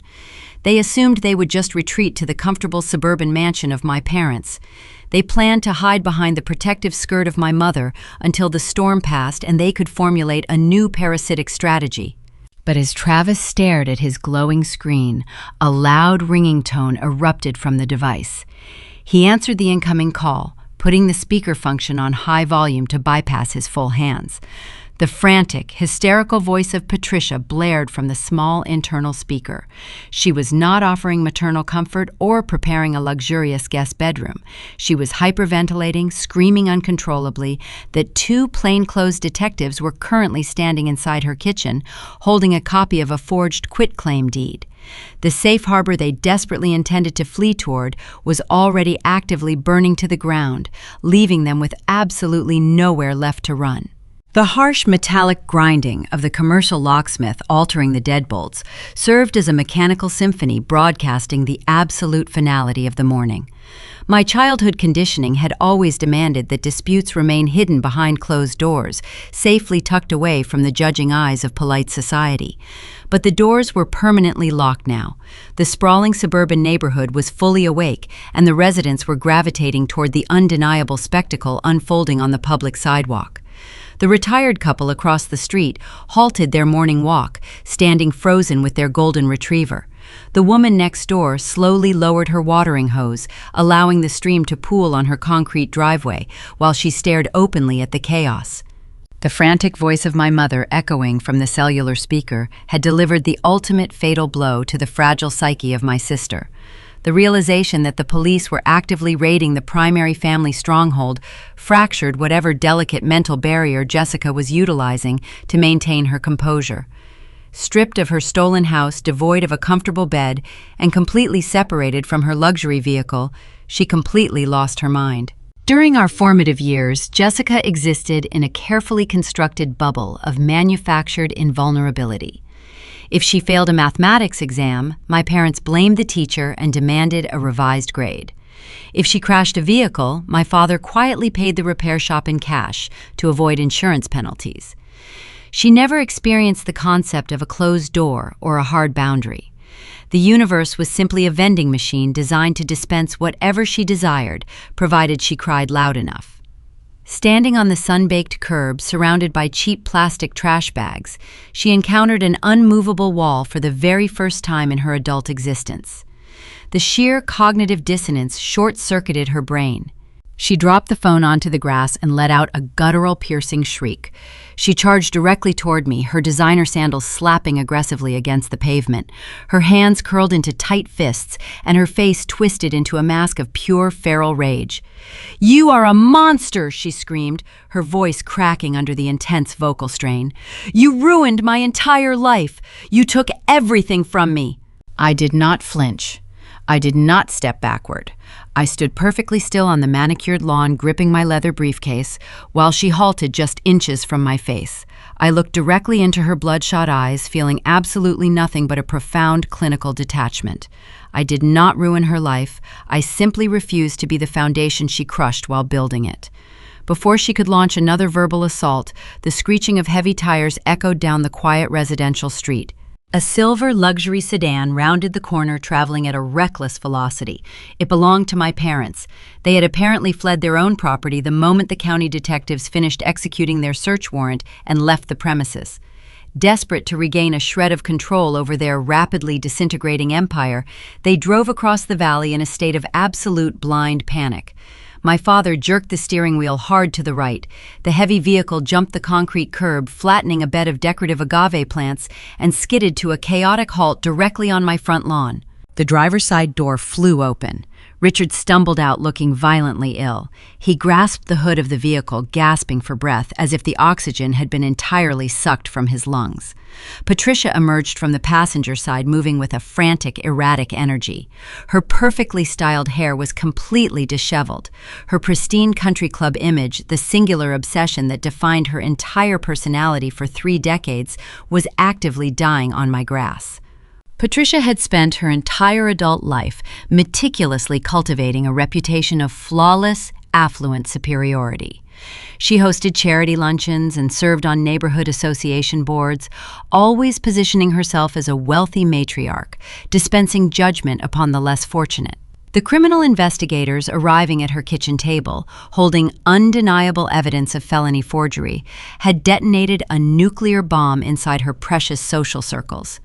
She was radioactive now, and seeing her favored pregnant daughter standing on the street corner clutching garbage bags pushed her into a state of pure hysterical delusion.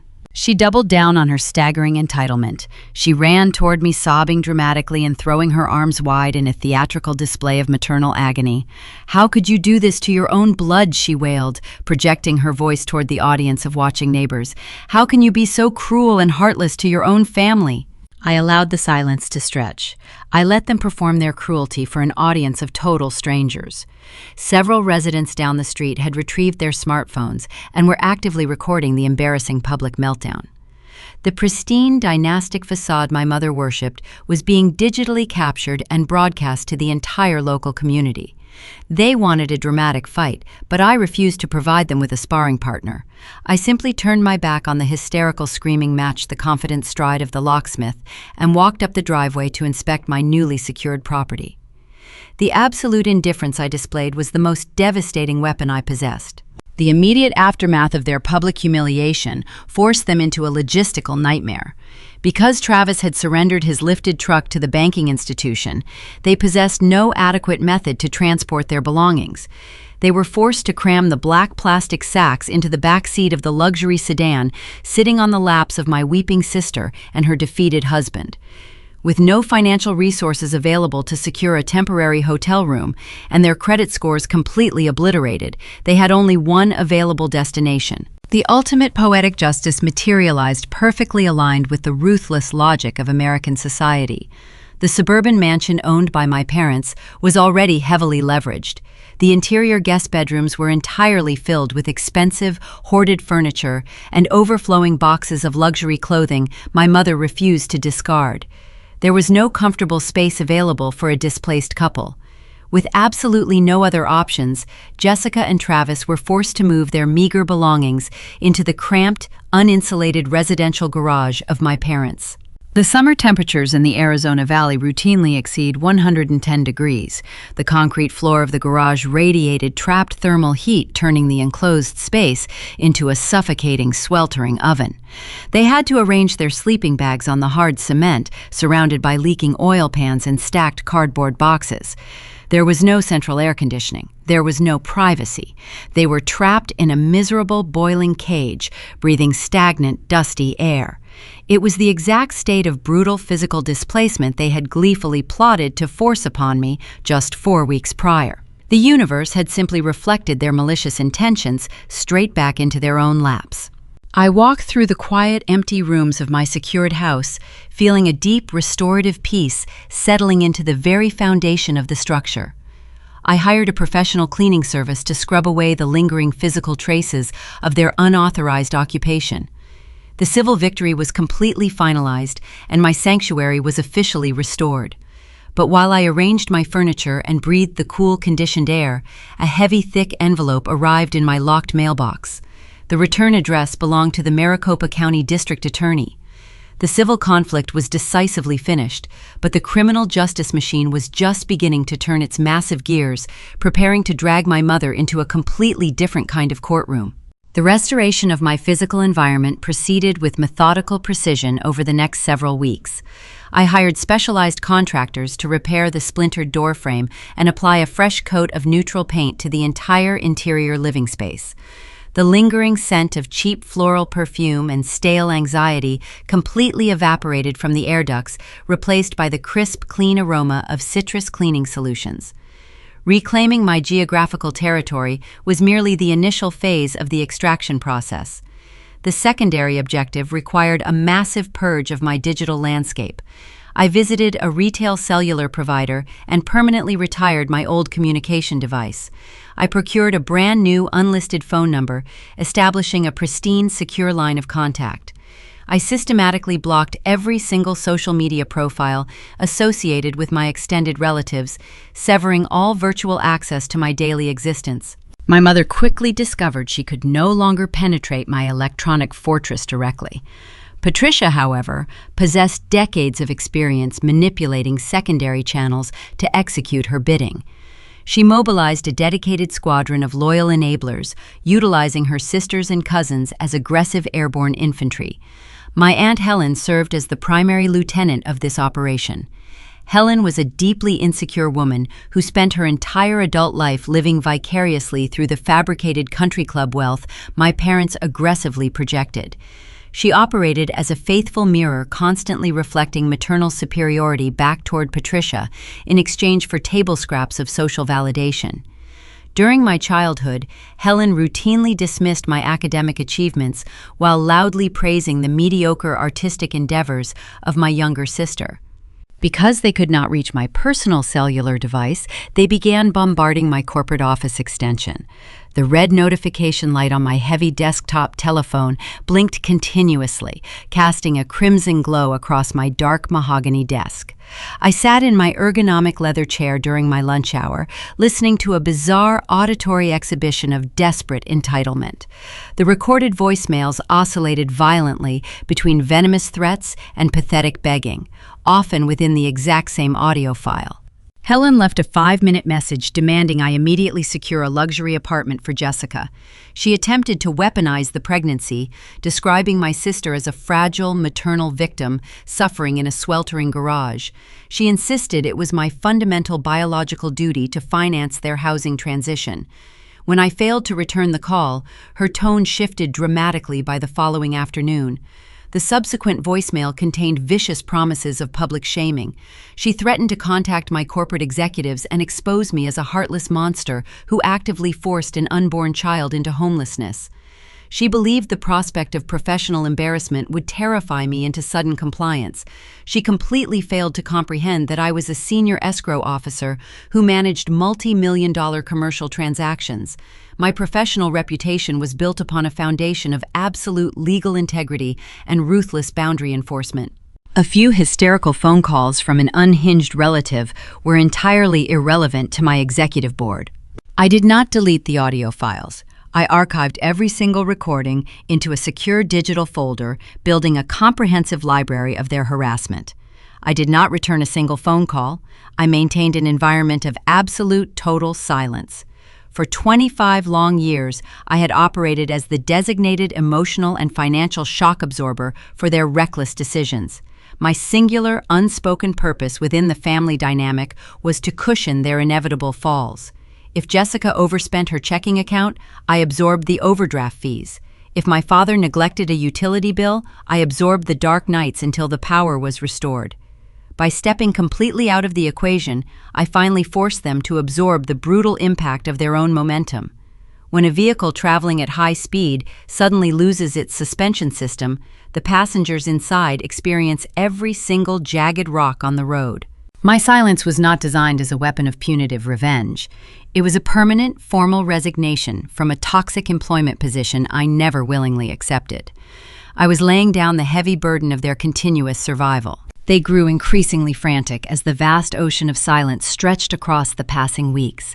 The realization that they could no longer trigger a defensive reaction from me drove them into a state of absolute psychological desperation. Unable to breach my digital walls, they resorted to analog infiltration. A physical piece of correspondence arrived at my office reception desk, delivered by the Postal Service. It was a thick, ivory envelope bearing the familiar slanted cursive handwriting of my father. Richard always deployed a very specific manipulation tactic whenever he faced severe, unavoidable accountability. He would suddenly develop mysterious, alarming cardiac distress. Throughout my adolescence, any time my mother initiated a screaming match that threatened to expose his profound financial failures, he would abruptly clutch his chest and collapse into a nearby armchair. The phantom chest pains immediately halted the argument, forcing everyone to redirect their energy toward comforting the fragile patriarch. He weaponized his own biology to control the domestic narrative, avoiding responsibility by playing the ultimate victim of stress. I sat at my desk and sliced the heavy paper open with a steel letter opener. The handwritten pages reeked of stale tobacco and desperate cowardice. He claimed the extreme pressure of the ongoing situation was triggering severe heart palpitations. He described his physical suffering in excruciating detail, painting a pathetic portrait of an old man dying from the cruelty of his eldest daughter. He begged me to contact the local authorities and formally withdraw all legal complaints. He demanded I save his wife from the impending criminal investigation, offering absolutely nothing in return except the vague promise of future familial harmony.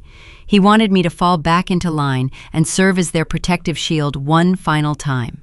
I read the entire document, maintaining a steady, rhythmic pulse. The words held zero emotional gravity.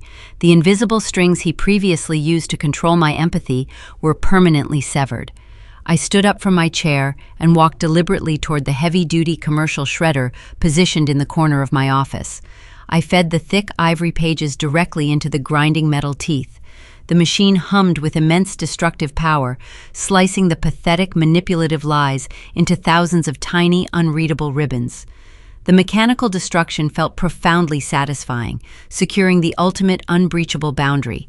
They were completely isolated now, left to suffocate in the sweltering heat of that cramped residential garage, drowning slowly in the inevitable consequences of their monumental arrogance. I finished my workday and drove back to my peaceful, pristine home. The setting sun cast a warm golden hue across the quiet suburban street. I unlocked my front door and dropped my leather briefcase onto the polished entryway table. The civil conflict was decisively concluded, but the heavy brown envelope from the Maricopa County District Attorney remained sitting exactly where I had left it on the granite kitchen island. I walked into the kitchen, turned on the overhead pendant lights, and finally slid my index finger under the sealed flap. I extracted a thick stack of official government documents bearing the formal seal of the state prosecutor. The state was not merely conducting a preliminary investigation into my mother anymore. They were officially indicting Patricia for felony forgery, and the aggressive prosecutor handling the high-profile fraud case formally subpoenaed me, requiring my sworn testimony on the witness stand in less than 14 days. 30 days passed since the heavy doors of the judicial building closed on the frantic screaming of my relatives. The scorching summer heat continued to bake the valley floor, but my internal environment remained perfectly regulated. I spent those 4 weeks cooperating fully with the state prosecutor, providing every requested document regarding the forged real estate records. The legal machinery was operating flawlessly. With the criminal liability resting firmly on the shoulders of my mother, I shifted my focus toward the ultimate financial extraction. The suburban property had served its initial purpose. It provided shelter when I needed a sanctuary, and it acted as the perfect bait to expose the profound rot festering inside my family tree. I no longer desired to live inside a structure tainted by their desperate fingerprints. It was time to thoroughly liquidate the asset. Because the legal deed was held securely within a blind corporate entity, I possessed the unique ability to quietly orchestrate a private transaction. I bypassed the public listing networks entirely, avoiding the chaotic circus of open houses and nosy neighbors. I contacted a specialized commercial broker who handled substantial portfolio acquisitions for institutional investors. I provided a comprehensive digital folder of high-resolution photographs showcasing the pristine, newly repaired condition of the residence. The response was incredibly swift. Within 48 hours, a large corporate buyer submitted a formal purchase agreement. They did not request a single inspection. They did not ask for repair credits. They offered a pure cash deal priced at exactly 20% above the current market value. The incredible premium was a direct result of the meticulous maintenance I performed while my relatives were busy plotting my downfall. The closing date arrived precisely 1 month after the physical eviction. I drove to a luxury commercial complex located in a wealthy district of the city. I bypassed the standard reception area and walked directly into the executive conference room of a premier title agency. The environment was a masterclass in quiet professional intimidation. The thick glass walls wholly blocked the ambient noise of the surrounding traffic. The central air conditioning hummed with a low, soothing vibration, keeping the chamber at a crisp 68 degrees. A formidable, polished granite table dominated the center of the room. I sat in a heavy leather chair, feeling the undeniable weight of my own manufactured destiny. For years, I had facilitated the transfer of wealth for strangers. Today, I was wielding that immense professional power exclusively for myself. The senior settlement officer entered the room carrying a thick stack of legal documents. She recognized my name immediately, treating me with the deep, respectful deference reserved for industry veterans. She did not attempt to explain the complex paragraphs or the convoluted tax implications. We simply reviewed the settlement statement together, nodding in silent mutual understanding. I retrieved my favorite heavy metal fountain pen from my leather briefcase. I smoothed the thick bond paper with the palm of my hand. I signed my name across the designated signature lines, executing the final transfer of ownership. The blue ink flowed perfectly, binding the transaction into permanent public record. There were no arguments and no hysterical theatrical performances. There was only the cold, beautiful precision of contractual law. The settlement officer collected the signed paperwork and retreated to her private office to initiate the final financial phase. I remained seated in the quiet conference room, staring out the tall window at the sprawling desert city below. Less than 10 minutes later, my cellular phone vibrated against the granite surface of the table. I tapped the screen and opened my secure banking application. A massive 7-figure wire transfer had successfully deposited into my primary checking account. The sheer magnitude of the number displayed on the glowing screen represented pure, impenetrable freedom. It was a fortress of liquid capital, capable of shielding me from any future manipulation. The financial leverage my parents previously held over my existence was permanently eradicated. I stood up from the heavy leather chair, feeling physically lighter than I had ever felt in my entire life. I drove back to my corporate office and walked directly into the suite of the regional director. I handed him a simple, crisp white envelope containing my formal resignation letter. I explained that I was pursuing an independent venture and would not be returning after the weekend. He shook my hand, wishing me profound success. I packed my small desk plant and my framed credentials into a single cardboard box. I walked out of the towering glass building without looking back at the cubicle where I had fielded endless demanding phone calls from ungrateful siblings. The corporate grind was a mechanism I no longer needed to survive. I returned to the empty residential property one final time. I had already hired a premium moving company to transport my minimalist furniture and personal belongings into a secure storage facility. The house was completely vacant. The freshly painted walls smelled faintly of lemon and clean linen. I walked through the quiet rooms, tracing my fingers along the smooth kitchen countertops. I felt no lingering sorrow for the memories forged within these walls. This structure was simply a temporary battlefield where I finally defeated the ghosts of my childhood conditioning. I locked the front door for the very last time and deposited the brass keys inside the secure lockbox hanging on the porch railing. My dark sedan was fully fueled and waiting in the driveway. While I adjusted my mirrors and prepared to drive away, the final act of cosmic retribution was actively unfolding across the valley. The state prosecutor officially filed the criminal indictment against Patricia. A pair of plainclothes detectives arrived at the sprawling suburban mansion, bearing formal charging documents for multiple counts of felony forgery and deliberate fraud. Richard was physically present when the officers knocked on the heavy wooden door. The sudden arrival of actual law enforcement shattered his carefully constructed illusion of aristocratic immunity. He immediately experienced genuine chest pains, dropping to the floor in a severe panic attack that nobody rushed to soothe. The immense legal defense fees required to keep my mother out of a state penitentiary were going to rapidly consume their remaining retirement funds. Meanwhile, their precious eldest daughter and her arrogant husband remained perpetually trapped in that sweltering, unventilated residential garage. Jessica and Travis were forced to listen to the chaotic destruction of the main house while sweating profusely on a concrete floor stained with old motor oil. They possessed no financial resources to flee the toxic environment. They had absolutely no reliable transportation. Their credit profiles were ruined by the staggering civil judgments and the recent vehicle repossession. The people who tried to leave me with absolutely nothing were ultimately left with exactly what they deserved. They were permanently locked inside a miserable, suffocating cage populated entirely by each other. The parasitic dynamic they relied upon to survive had finally turned inward, consuming itself from the inside out. I shifted the transmission into drive and navigated out of the neighborhood. I merged onto the northbound interstate highway, pressing the accelerator pedal with smooth, deliberate pressure. The sprawling concrete grid of the valley gradually faded in my rearview mirror. The dense urban sprawl gave way to open, expansive desert landscapes. I drove for 2 unbroken hours, ascending steadily into a higher atmospheric elevation. The temperature dropped significantly, providing a crisp, refreshing contrast to the oppressive heat I left behind. The flat brown horizon slowly transformed as towering geological formations began to dominate the skyline. The vibrant red rocks of Sedona rose from the earth like ancient natural monuments, glowing fiercely under the afternoon sun. I parked my vehicle near the edge of a scenic overlook.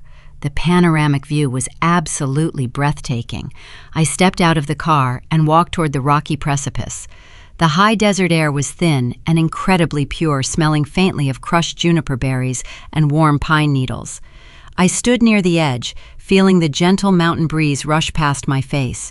My hands were empty, except for a single thin manila folder containing the finalized closing documents from the real estate sale. The paper felt solid and significant under my fingertips. It was the physical manifestation of my ultimate victory. For decades, my relatives had attempted to author my destiny, forcing me to play a subservient supporting character in their chaotic theatrical tragedy. They expected me to simply absorb their mistakes and finance their delusions forever. Instead, I had systematically dismantled their false authority, utilizing the cold, flawless logic of the legal system. I had rewritten the fundamental contract of my entire life. I stood alone on the majestic red rocks, completely detached from the wreckage burning far below in the valley. The horizon stretching out in front of me was clear, unburdened, and finally belonging only to me. The Echoes of Sedona, a reflection on family and consequences. The dust settles in the high desert of Sedona, leaving a profound, echoing silence. In this quiet aftermath, the true weight of Charlotte's journey becomes abundantly clear. The bitter legal battle, the fabricated leases, the tense courtroom drama, and the devastating repossession trucks, these were merely symptoms of a much deeper, more insidious disease. At its core, the implosion of the Williams family was never truly about a piece of real estate in Scottsdale. It was a tragic masterclass in the catastrophic failure of parenting, illustrating exactly what happens when truth is sacrificed for convenience.